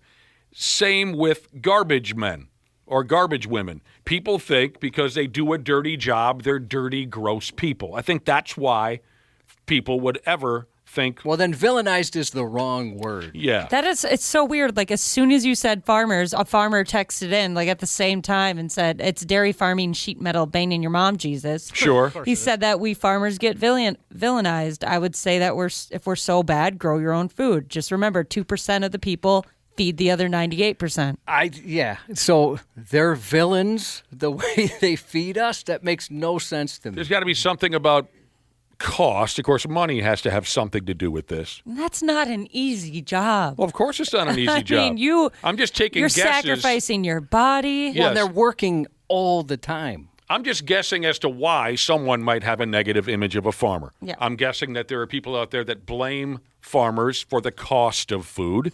I'm just guessing. And the others, again, I'm going back to there are some out there who think if you do a dirty job, you are also an uneducated, filthy person, right? If you do journalists are in here, and we started off, Ashley guessed correctly, fairly or unfairly, there are people out there who don't think very highly of real estate agents. Before we go, Rectal Arson Jesus texted in to say it's time for his yearly reminder to the Brotherhood. He says that I enjoy pleasuring myself in my tree stand. Good for you. And it's his last hunting weekend of the season. So You got a lot of time by yourself in there. Why he's not? gonna let her buck Yeah. because it's the last weekend of the season. I'm proud of him for admitting it, too. Yeah. I'm always afraid I'll forget, so I appreciate the reminder. Something you don't want. I want to fantasize about Well, I that. mark this on the week. calendar, but yeah, it's good to have another reminder. Happy birthday. How would you pronounce this? D-A-V-E-N. Davin? Let's go with it. All right. Happy birthday to Davin, turning the big 06 today. Happy birthday to Jim, a 79-year-old Vietnam veteran. We appreciate your service. That's awesome. Happy birthday to you from your son, Mudmaster Jesus. Congratulations to Heather closing on a new hobby farm today, you villain. You little villain. And shout out to Uncle Noodle Jesus having surgery this morning from P-Man. Have a great and sexy weekend. The 93X Half-Assed Morning Show. All right, all you procrastinators, enough is enough. It's November and the you-know-what is about to hit the fan. Time to hit up my friends at Standard Heating and Air Conditioning to get that furnace cranked on and get it winter ready. Dana here. November's also the final tune-up deal of the year at Standard. You can get $20 off your furnace fix when you make an appointment and mention 93X. Yeah, I know we're all hardy Minnesotans around here, and you're probably saving up to buy me a sweet, sweet Christmas gift, but don't roll the dice on your furnace. Time to prep and protect. Book that tune-up today at standardheating.com. That's standardheating.com.